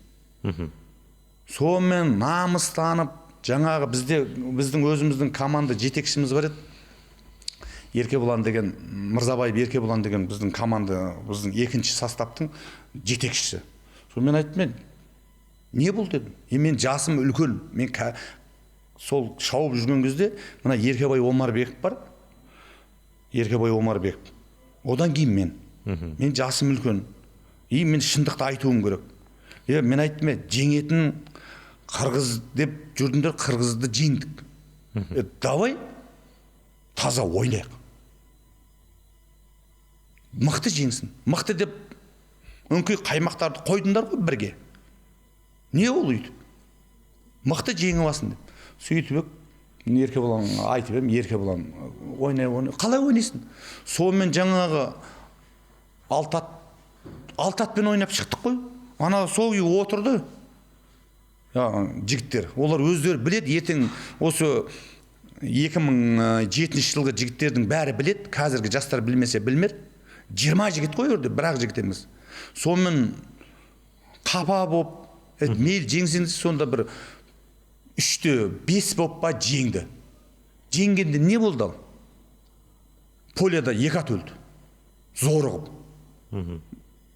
Қара қасқат алды, өлді поляның шетінде. Одан кейін бізде Әулиеатада мықты ат бар еді, Тыртықсан деген. Жеке меншік ат, Нұрдәулет Момыновтың өзінің жеке аты. Сол өлді. Қора жаққа барып өлді. Зорығып кетті да, намысқа тырысып 6 бала ойнадық, 4 бала атсыз тұр. Сол енді аяқтан шалмау деген мені өзім сөйірді, мен еңбегім жаңағыдай намысқа тырысып ойнағандағым еш болды да. Көрдіңіз бе, бұл жерден енді сіз маған қойғаннан кейін менің ол өмір бақи мен ертең өлсем де өз осы жүрегімде қалады да бұл. Мен біреуді бір жамандайын, болмаса біреуді артынан бықстайын, анау деген ойым жоқ. Просто менің ойымда, жүрегімде қалды да осындай жаңағыдай. Маған деген жаңағыдай аяқтан шалу. Және енді айтып жатсыз ғой, екінші команданың жетекшісін айтып қалдыңыз. Бірінші команданың жетекшісі кім болды сол кезде? Бірінші команданың жетекшісі сол бас бапкер құрамайып болды. Енді басқа кім болады? Жалпы енді сол енді кісі бертінге дейін басшылықта жүрді ғой. Ол кісілермен қарым қатынасыңыз қалай? Енді қарым қатынас былай салам ассалаумағалейкум ғой. Бірақ енді оларға деген мен енді қазір айтсам, сол кезде осы кішкене осы ойын шауып жүрген кезде біз ондайға мән бермейтінбіз.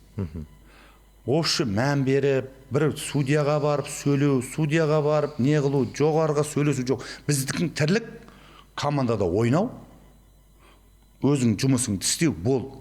Бір жерге барып, судейскіге барып, жанжал шығару, біреу мені бүйтті, біреу мені сөйтті, кішкене бала ұқсап бізді ондайды айтып келмейтінбіз. Қамшымен ұрған кездерде болды. Мына қырғыз ағайындар қуансын.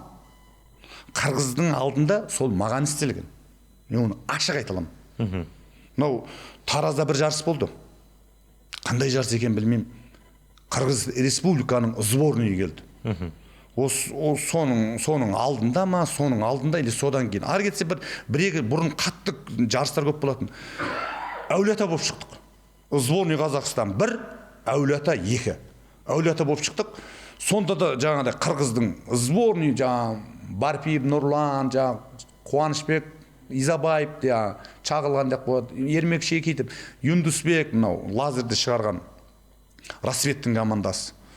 Солардағы бүкіл атпен келіп бізге түсті. Енді қанша дегенмен сескеніп шығасың ғой, ойын болғаннан кейін сескенесің. 12-0 қылдық. Қырғыз республикасының сборныйын. Сөйттік те тағы Қазақстанмен түстік. Сборныйдағы осы бұл Асанбай Асқаровтан бөлек Таразда тағы болды. И сөйірде де ғой. Біздегі сол кездегі судьялар көзі соқыр етті. Көкпарды басып алып, менің еңбегім защита емес, басқа емес. Менің еңбегім көкпарды алып тақымға басқаннан кейін қазанға апару керек. Қағама, соғама, киімнен ұстайма, аяқты көтерема, менің тірлігім сол. Ең ауырды жұмыс мен кетін. Кругты ішінен аласың, өздеріңізді көріпсіздер ғой. Ол кезде қазан деген енді қазіргі мына жер айналайын ғой. Күш деп бір үйректі суға апарғандай ойын. Анау соғыс, кәдімгі соғыс. Қазанның қасында аттарың жатып қалады. Сөйерде де жаңағы сборныймен түстік қой. Сөйерде де 5-те 4 болып жаңағы судьяның әділсіздігі, судьяның жеркенішті тірліктерінен 4-те 5 болып па жеңілдік. Бірақ сөйерде біз қатты қапа болдық судьяға. Судьяға сөйлеген үшін біздің Әулиеата командасын бір жылға жаңағыдай шеттетті. Әулиеата деп айтайын десек, Жамбыл облысының Әулиеата ғой, ол жерде мен бармын. Басқа да балдар бар. Бірақ сол Әулиеата болып шыққанымызда ол жерде біз сборный болып 1-2 бала кірді өзіміздің осымен. Бірақ составтың бәрі Әулиеата. Сол кездегі судьялардың жаңағы қателігі. Қазір өткенде қырғыз ағайындар мынау дейді. Қуансын олар. Қамшы да тиді маған. Қамшымен сабайды, қолдан ұстайды, көкпарды ұстамайды, аяқты көтереді. Мен мынау деп айтпай-ақ қой, оны енді қазір сол кездегі палуанның бәрі біледі мен. Енді қазіргі жастар білмейді ғой. Бұрынғылардың 20 жігіттің бәрі біледі. Бір күні Талдықорғанда бір чемпионат болды. Осы жаңағы Алматы Астана еді, Астана қаласы еді. Астана командасымен ойнап жатырмыз. Судья Шығыс Қазақстандық еді. Сонымен ойнап жатырық, жаңағы лазермен басып алғам ғой. Лазермен барып қазанның астына келіп, бүйтіп тоқтаған кезде мына жақтан келіп шауып келіп ұрды ғой мені. Сонда мен лазермен құладым да, бүйтіп құлағаннан кейін осы көкпар жағымда аттың астына қалып кетті. Ат жатыр, көкпар тақымында. Үстімнен 2 ат өтіп кетті. Жаңағы тырмыстанып қашайын деп жатырмын енді. Қашайын десем, ат лазер үстіме жатып алған, аяғым қысылып қалып кеткен ғой. Көкпармен бірге. Бір өтті, 2 өтті, судья қолында сықырық. Соны, тоқта, обал, адам тұрбасын, ат тұрбасын деп айтпады ғой. Сонымен қашып шықтым, бір уақыт ат тұрам деп ұмтылды, жаны бар лазер тұрам деді. Сол кезде көтерілген кезде аяғым қашып шықтым. Сол кезде Нұрдәулет Момынов енді командада ойнайды, әрі директор келді де Астананың бір екі баласы тұрған ғой қазанның қасында. Оларда көкпар да жоқ, ешнәрсе жоқ. Жаңа барып бізде бір Шығыс Қазақстаннан алған бір Репа деген ат бар еді. Сонымен барып ана екі астананың тұрған екі атын құлатты. Сөйтіп еді, ортадағы судья алды да ысқырды ғой. Жаңағы Нұрдәулет Момыновқа тұрған атты қақ құлатты, соған удаление дейді ғой. Нұрдәулет Момынов, не істеніп жатсың, анау мынау деп судьяның көзі жоқ. Сен удаление, мынаны таптап жатыр ғой, неге таптап жатыр? Адам ғой бұл да деп маған жанашып жатыр ғой. Бір жер бір сөйтіп еді, ол анау мынау деді. Бір уақытта мына жақтан біреу келді де судьяның басынан бір-ақ ұрды. Сонымен төбелес басталды. Ана жақта Шығыс Қазақстанның балдары команда ойнайын деп жатқан. Бұл Талдықорғанда болған. Шығыс Қазақстанның 10 баласы келді, мына жақтан 10 әулие-ата сабас басталды ғой. О, кетті Талдықорған, Полян, бәйгенің аяғына дейін сабас басталды. Милициялар бар, милициялар жаяу не істейді? Аттың үстіне сабас басталды. Сонымен кейін қойды әулие-атаны тағы бір жыл. Әйтеуір бізден кінә болады да, басқалардан кінә болмайды. Ол жерде де таяқ жеп жатқан мен. Мен таяқ жеді, мынау деп жатқан жоқпын. Ол Алла тағала сындырмаса, ол адамның сындырған ол жазылады ғой. Құдайға шүкір, сынбаған жеріміз қалмады. Екі аяқта сынды, бұғанада сынды, жақта сынды, қабырғада сынды. Оның бәрі көкпардан ғой. Бірақ енді дегенменен жаңағыдай аяқтан, менің аяғымнан өте көп шалған жерлер болды да. Енді Жұлдызханымызда көп шалған жерлер болды дейсіз. Жаңа да айтып қалдыңыз, Қазақстан бірге емес, Қазақстан екіге қосты дейсіз. Одан кейін жаңа 10 шабандоз болса, мен 11-ші болып шеттетіліп қалдым дейді. Неге сізді жиі шеттете береді? Неге жиі шеттетті?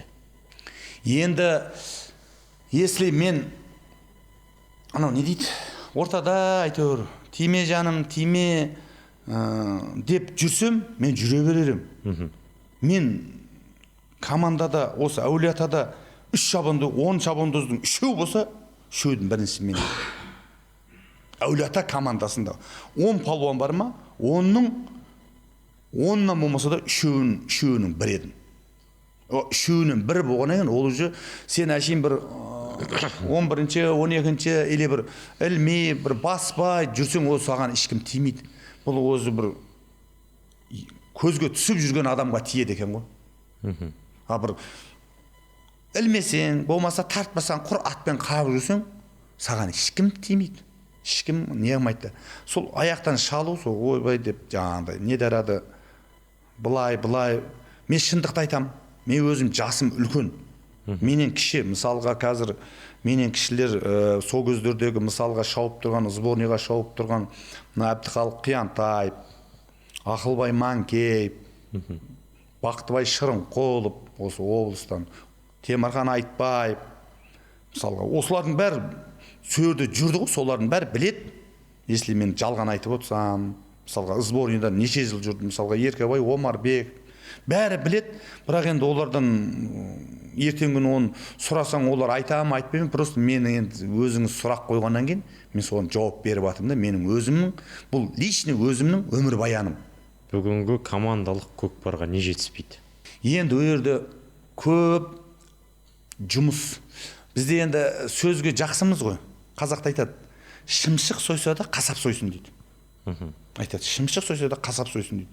Қазір келеді, күрестен келген адам, бокстан келген адам, сол ұлттық спортқа или болмаса көкпарға келіп тренер болады. Ал олардың дипломы бар, көке жәкесі бар. Солар болады. Сондайдан кейін, ал если действительно мына Қырғыз Республикасы сияқты сол көкпар шау дипломы болсын болмасын, соны бір жарты ставкаға келіп бір ставкаға қойса бар ма, сол еңбегін етеді. Мен мысалға, мен осы көкпардан басқа ешнәрсе қолымнан келмейді ғой. Мен бар бір жерге бар милиция болып или болмаса бір әкім болып жатқан жоқпын ғой. Бізге мысалға бір боксқа бар тренер бола алмаймын ғой мен. Мен осы өзім салам ғой. Бұл салаға басқалар келіп отырып алады. Басқалар содан кейін не істейді олар? Ол білмейді да ғой қазір. Қаяқтан қандай соперник келе жатыр, қандай аттар келе жатыр. Олар білмейді олар.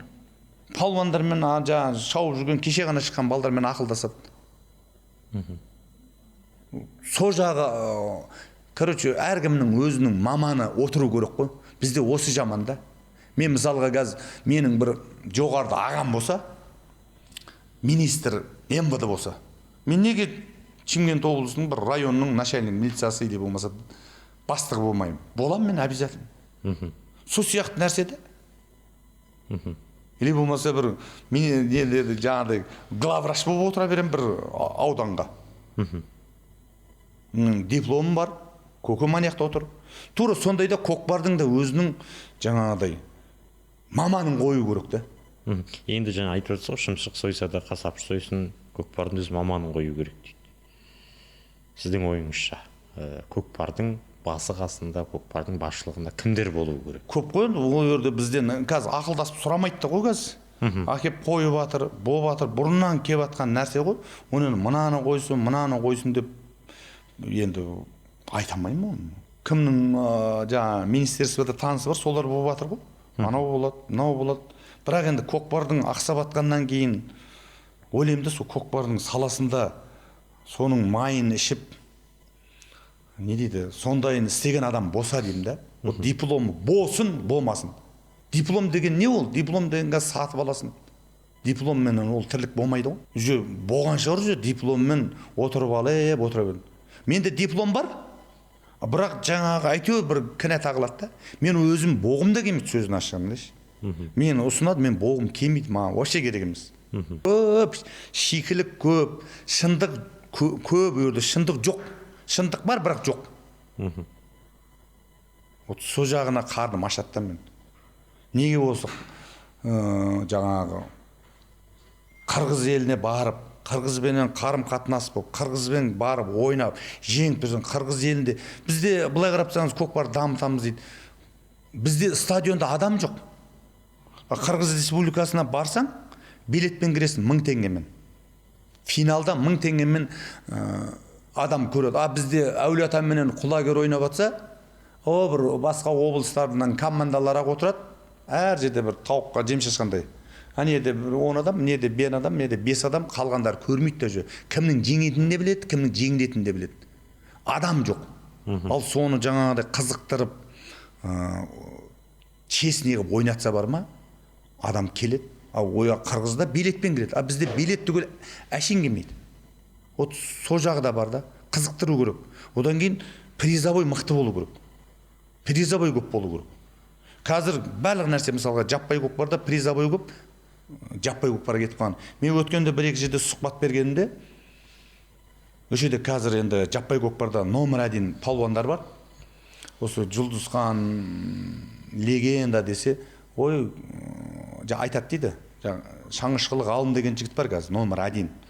Ғалым зор, Жаманғали зор, жаңағы Толик зор, кім айтады, Нұрсұлтан зор, жаңағыдай айтады да, Жомарт дейді.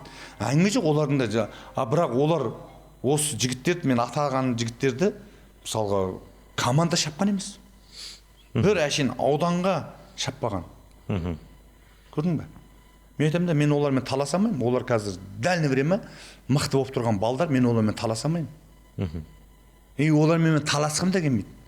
Бірақ олар мен сияқты мынандай кедір бұдырдан өтпеген Қазақстанның намысына команда, облыс, Қазақстан, Азия ондайға шаппаған. Олар только жаппай көкпарда спорт тұр қазір. 9 түйең бар ма, 1 миллионың бар ма, қос машина ма, ұрып тұр. Бірақ соны елдер анадайда бәрін біліп, соны айту керек та, мысалға. Бір жаппай көкпар емес, командадан да болу керек. Жаппайдан да. Вот соны мен действительно мысалға палуан деп айтар едім. Ол сол балдарды да командаға кел десең, командада ол қанша жыл чемпион болды? 14 күн чемпион болды. Биыл 15 болды. Өзім әлі басқасында жүрміз ғой. 1 миллион теңге, 2 миллион теңге, 3 миллион теңге отамыз. Өзің ойла, 12 ат, 12 балаға бөлінеді. Неден тиеді ол? Жаппай көкпардың президенті Ғани Дерманов деген бауырымыз бар. если мысалға маған сіз айтып жатсыз не жетіспейді деп, если мен қазір осы жаңағыдай бір неге баратын болсам мысалға да мен бір өзім шешпеймін оны, ел болып шешілуіміз керек. Мысалға Ғани бауырымызға барсаң, Ғани бауырымыз мынау осы жаңа атаған шабандоздарды елдің намысына ойнамаса біздің жаппайға да кіргізбейік десең, Ғани мені қолдайды. Сондай тірлік істеу керек та бұл жерде. Ақсағанымыз сол, ауызбіршілік жоқ. Мысалға Ғаниға барып, Ғани бауырым, мынау балдарға, артындағы балдар командаға елдің намысы, мысалға мына елдің намысы дейді ғой, қырғыз келатыр, или болмаса Қырғызстанға барайық деп жатырмыз. Мынау Мадияр, или болмаса мына Нұрсұлтан Сансызбаев, мысалға Жомарт, мысалға мықты ілгіштер көп қой, оны тауып береміз, ілгіштер көп. Солардың бәріне бір ауыз айтып, мына жаққа келмесең, сен де бір 2 ай шаппайсың десең бар ма? Мыңмен келеді. Оған Ғанидың құдіреті жетеді. И оған түсіндіріп айту керек та. Сондай тірлік істеу керек та бұл жерде. Бұл жерде тірлік көп. О деп шығып, о деп барып қырғызды жеңе салам деген бар ма? Өте қиын. Неге командалық көкпардың жаңағы басшылар, жаппай көкпардың басшыларына неге ондай сіз айтқандай істемейді? Енді кішіпейіл болу керек қой. Ол өзінше команданың несі. Бұл жерде баланың бар жаппай көкпардан шығып жатыр ғой. Ол барып алып, мысалға Ғаниға келіп алып, Ғани Дерман бауырым осылай екі жақтан бүйтіп балдарды осы жаққа не қылайық, қандай шара қолдануға болады, бірігейік деп, ол келмесе бұл жерде бұл жаңағыдай не ғой өзі, заводтан шығып жатыр да балдар. Ал аналар келіп сұранбайды. Игере алмай жатыр. Ал игере алмай, бала көп. Ал если мен мысалға Ғаниға барып, мен барам, Ғани бауырым, менің әкем турнир емес қой. Менің әкемнің болмаса, менің бір ата бабамыздың турнир емес қой, қазақтың намысы, мына баланы давай. Маған осы балдар бер, болмаса шара қолдан десең, болды дейді. Қазақтың намысына, қазақ елінің атына ойнамаған шабандоздың, о деп мапаздағанда не пайда оны? Өтірік атақты алып алып. Со жағынан көпті ақсау.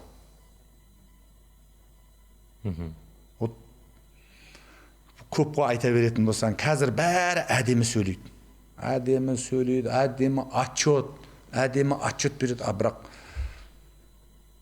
мен басқа жерден желініп жатыр, басқа жерден кетіп жатса мен қапа болмас едім. Именно осы көкпардың жаңағыдай. Бірақ сол қырғыз елі ғой бізге. Басқа мемлекет бізге соперник емес.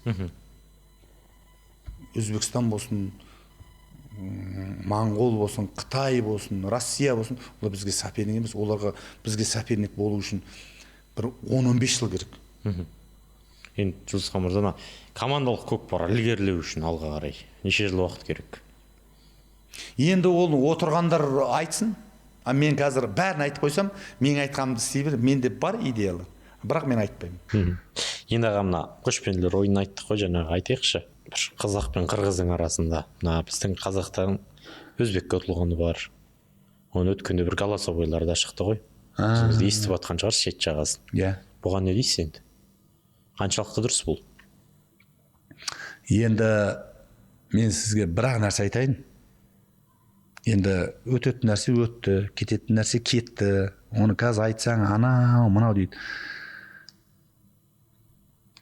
Жеңдің ба, артыңнан айқай шықпау керек қой. Мен осындай болатын мен біліп қойғам. Мен осындайдың болмасын деп 2022-де мен айттым. Бұл Ғани бауырымызға Алла разы болсын. 2022-де отырдық та осындай. 2016-да бізде қазан тоқтады. 2016-да қазан алып тастадық. Сөйттік те 2017-ден басқа жерге шаптық. 17, 18, 19, 20, 21, 6 жыл жер шауып атқанбыз. Қырғыз бен қазақтың арасында қарым қатынас жоқ, бітті. Үзілді кезілді, связь нөл, бітті. Сөйтіп осындай болып атқан кезде осы Ғани бауырымызға айттым мен. осындай бар, осы не Турцияда көшпенділер болайын деп жатыр, осындай істесек қалай болады деп айтып едім. Ғани бауырымыз болды деді. Сөйтіп өз қаражатымен өзі машина тапты, өзі балдарды маған айтты, балдарды ұйымдастыр деді. 45 жастан жоғары қарай барып қайтайық дедім. Өздерінен Оштан былай қарай кетеді. Нарын облысында кубок президента болды. Соған барып қайттық. Сөйтіп Ғаниға айтып едім, енді ол команда апару деген енді үлкен қаражатты керек қылады. Өзің ойлан, 12 бала, 12 ат, бір-екі мәрте тренировка жасағанымыз бар. Мысалға мен қапа болдым да сол кезде. Осы Ғаниға ырза болған жерім, бізде қанша облыс бар бізде Қазақстанда? 20 облыс деп қояды. Мейлі 15 облысақ бола қойсыншы, таза команда шауып атқан. 15 облыста 15 клуб бар. 15 клубтан бір ат берген жоқ. Бір өкіметтің атын аған жоқпыз. Только жаңағыда өзіміз балдарды ұйымдастырдық. Ғани бауырымыз 1-2 ат әперді, жаңағыдай демеуші жігіттерден. Сөйттікте 12 атты толықтап, өз қаражатымызбен бардық. Біз енді көкпаршымыз ғой, біз енді деп барамыз. Біздің ішіп жеуіміз бар, тамағымыз бар, жатуымыз бар, сәләркін бар, бару келу. Бәрін осы Ғани Дерманов көтеріп бізді апарды. Сөйтіп барып, бізде өзің ойлан, 6 жыл қазан шаппаған аттармен бардық. Сөйттікте 3 тайым ойнадық. 3 тайым 2-1 болып жеңілдік. 2-1 болып Қырғызға барып 3 тайым ойнады соны. 45-тен жоғары қарай. Барып жеңілдік. Жеңілесің ғой, олардың аттары. Зато біз бүкіл көкпардың бәрі бізде болды. Оның ютубта да бар. Сөйерге барып жеңіліп кебек келгеннен кейін бізді мен Астанаға шақырды. Мен капитан командамын. Мен Астанаға шақырды. Келген кезде осындай артымыздан әңгіме жүрген ғой. Осы бюджеттен ақшаны алып барып, типа Қазақстанның ақшасын алып жаратты туда суда деп. Мен бардым, ешкімнен ақшаған жоқ, ешкімнен неған жоқ. Осындай бардық. Бұда тұрған не бар? Көкпар ғой бұл. Бұл көкпар онымен бар. Сөйтіп келгеннен кейін сөйерде ойнадық.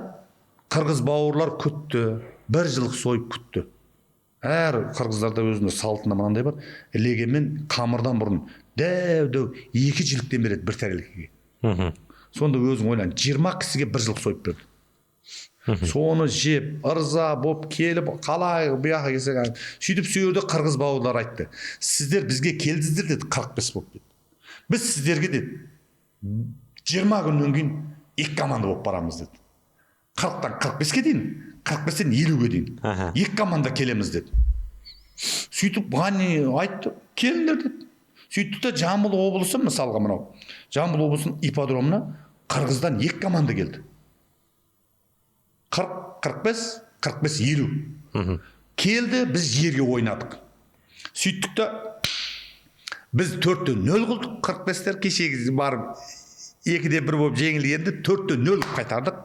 40-тан 45-ке дейгендер 6-2 ма, 6-1 ма, точнысын білмеймін. Олар да жеңіп, бір күнде 2 медаль алдық. Неге сол дақпырт болып шыңғырмайды? Мысалы, кеше көшпенділер даудамайыз. Келіп, Қырғыздың екеуі де жеңіліп кеткен ешкім білмей қалды. Ал көшпенді қандайдыр Инстаграм ашамай қалдық.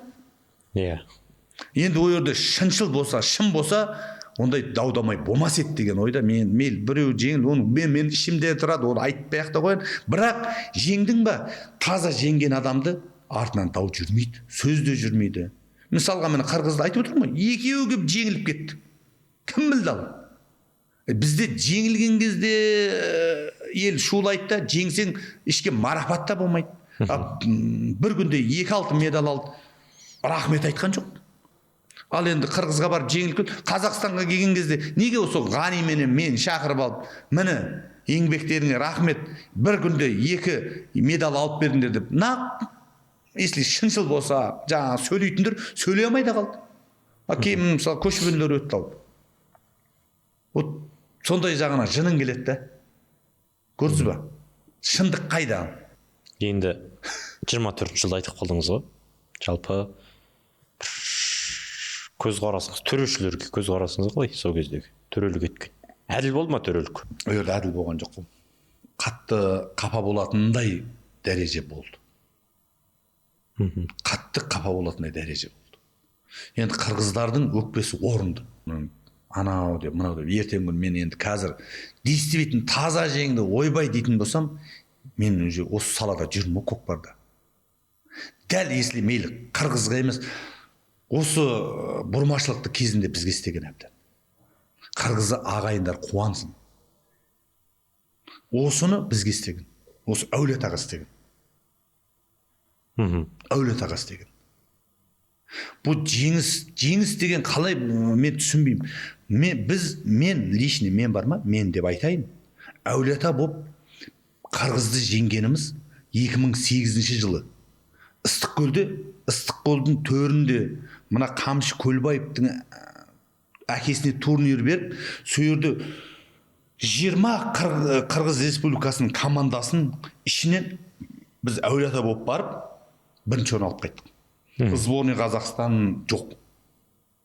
Мін 2008, мен сені қайталап айтамын. 2008 жылы таза жеңіс, біз бардық сол жерде. Ыстықкөлде жеңдік. Ниваны ұтып қайттық. Сборныйда жоқ. Мен саған айтайын, 5 жыл Қырғыз Республикасын ешкім жеңбеген, Бөріл деген команда, министр МВД Конгандиев дегеннің командасы болған. 5 жыл Қырғыз Республикасында ешкім жеңбеген. Оларда Наурыз турнирі болады, 9 май болады, Кубок президента болады. Bir жылда 5 жарыс болса, 5 жарын, бір жылда 5 жарыстың бәрін жеңеді, 5 жыл ешкім жеңбеген. Сол команданы жеңдік біз. Оның алдында команда, сонда 2-де 3-те 2 қып жеңдік. Міне мен сол жерде ойнадым. Міне таза жеңіс. Нап сөйлемейді сол кезде қырғыздар алып. Біз жеңбегенімізді білдіртпей жібереміз. Біз ойнап жүрген кезде жеңгенімізді білмей қалатын. Артыңнан айқай болды дегенше уже ол таза емес.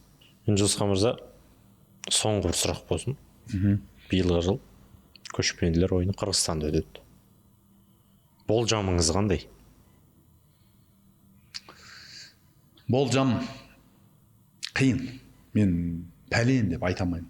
Көресің ғой, ол тура осындай ойымдағыдай болады ол. Может бармауы да мүмкін біздікілер. Қазақстан бармауы да мүмкін.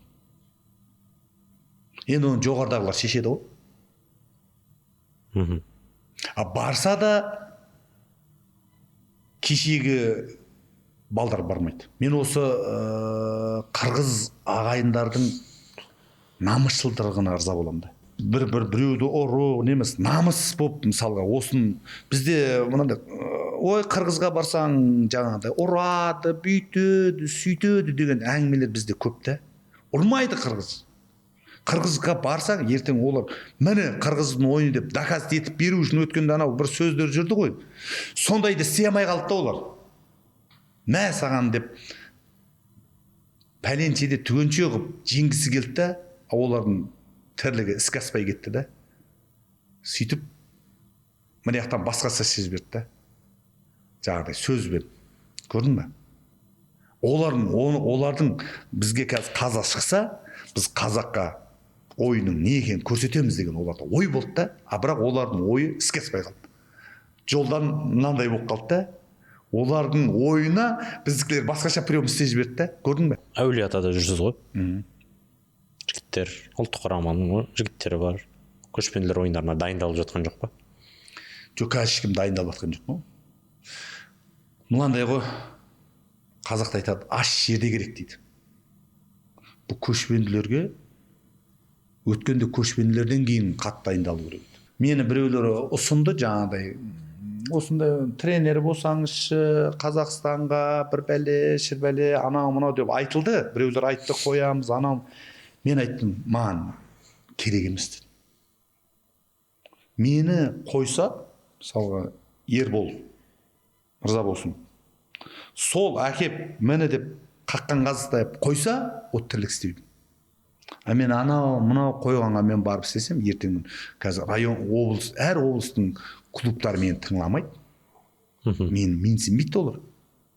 дұрыс па? Ал если министр қойса бар ма, мен соларға әшейін көрсетеремін. Не істеу керек екенін. Не істеу керек? Мынандай істейсің деп. Мен басқа нәрседен айтпаймын, мен бәйгеден, күрестен, волейбол, мен именно көкпардан.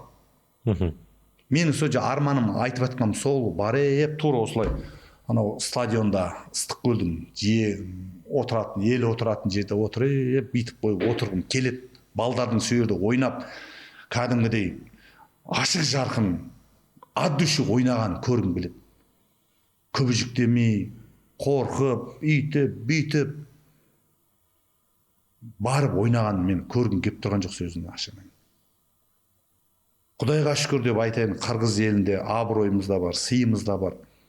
Мысалға, любой время қазір барсам, қырғыздың қайсысы болсын сыйлайды. Таза мен ақ болып қалдым ғой деймін қазір. Бас бапкер болсаңыз, ұлттық құрамаға жаңағы өзіңіз айтпақшы. Қырғызстанға барасыз ба, құрама сайлап, көшпенділер ойындарына? Бас бапкер бар ғой, бірақ енді бас бапкерлер, өткенде бас бапкер бар. Өткен ана бір Даудамайда Қарлығаш деген апайымыз шықты ғой. Ұлттық спорт қауымдастығы. Қарлығаш апай бар, деді ғой. Сол Қарлығаштың орнына сол бас бапкер, главный судья бару керек еді. Сол сәл ұят болып қалды. Если мен сөйде бас бапкер или главный судья болғанда мен барар едім қырғыздар. Ал Қарлығаштың не қатысы бар еді? Иә. Бізде сондай маған өтіп кетті да, намысым аш. Мен сөйде если бас бапкер болсам мен барар едім. Или болмаса главный судья болсам барар едім. Мен қазір не деп барам ерге? Қарлығаш әшейін ол бас бапкер емес. Ол әшейін сол ұлттық қауымдастықта жүрген адам. Сонда ғана қырғыздардың сөздерін көрдіңдер ғой. Намыс болғаннан кейін айтады да, сендерде еркек жоқ па дегенге. Мен үйде отырып, мен сол тура көшпенділер болатыннан 20 күн бұрын әкем дүниеден озды. Мен көруге де бармай қойдым. Мен білдім оны. Мен барғым да келмеді сөзін ашығына келгенде. Мен осындай ситуация болатынын да білем. Ол бас бапкер деген ол тағайындалу бір бөлек, оның тірлігі он өте қиын нәрсе. Бас бапкер болып отырып, бас бапкер деген балдарды жарқырап өзі алып жүру керек. Күбіжіктемей, үйде қалмай. Бас бапкер деген балдардың қасында бас бит жүру керек, басын көтеріп жүретін адам болды. Главный судья да сондай болды. Главный судья не абырой қалды. Олар ертең барса не дейді, білесің ме қырғыздар? Не дейді? Барала ма, барам, мен оны гарантия беремеймін, бірақ барса да бас бапкерден бастап главный судьяға дейін қырғыздар адам ұрлық көрмейді олар. Мен соған не аламын да. Оны қазір тура көшпенділердің алдында мен түк істей алмаймын оны. Мен если мысалға ойбай деп қазір бір мына жерге бір орынға қоям десе бар ма, мен бір 5 жылсыз ешнәрсе істей алмаймын. Маған 5 жыл керек. Балдарды дайындап, 5 жылда мен барып қырғыздың төрінде, Қазақстанда емес, қырғыздың төрінде, қырғыздың жерінде, сол поляда жеңетін нәрсе істеуім керек. Менің арманым қазір осы. Ол мен Әулиеата 15 дүркін чемпион болдық қой, маған ол басқа біреулерге Әулиеатаны жеңу арман болып жүрген шығар. Қарағанды, жаңа Алматы, басқа облыстар Әулиеатаны жеңу арман болып жатқан шығар. Менің арманым басқаша. Менің арманым қырғыздың төріне барып, қырғыздың жігіттерімен ойнап, мейлі көкпар ғой, бірде жеңесін, бірде жеңілесін.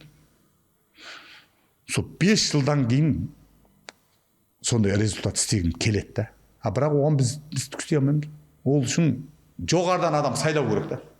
Ол мен сайламайды. Менде не жоқ. Мастер спорта, международный, мына қағаз жүзінде жоқ. Біздікі іс жүзінде. Оны жоғарыдағылар қабылдамайды. Не бір жігіттер бар осы жерде жүр қазір. Судья международный, олардың аналарын қағазын көрсең бар ма? Вообще страшно. Ол қазіргі бар, мынандай атамай ақ қойыңшы, бірақ толада ішінде жүргендер. Атты қаяна мінетіндер де жоқтар бар. Ал содан кейін біздің ақсап жеңіліп бүйтіп атқанымыз. Елдің бәрін қақсатып көкпар үшін қаншама мысалға азаматтарымыз бар қырғыз еліменен тірлік істеп отқандар. Солар қазір барсаң болды, қырғыз бен қазақтың осы көшпенділерді айтады.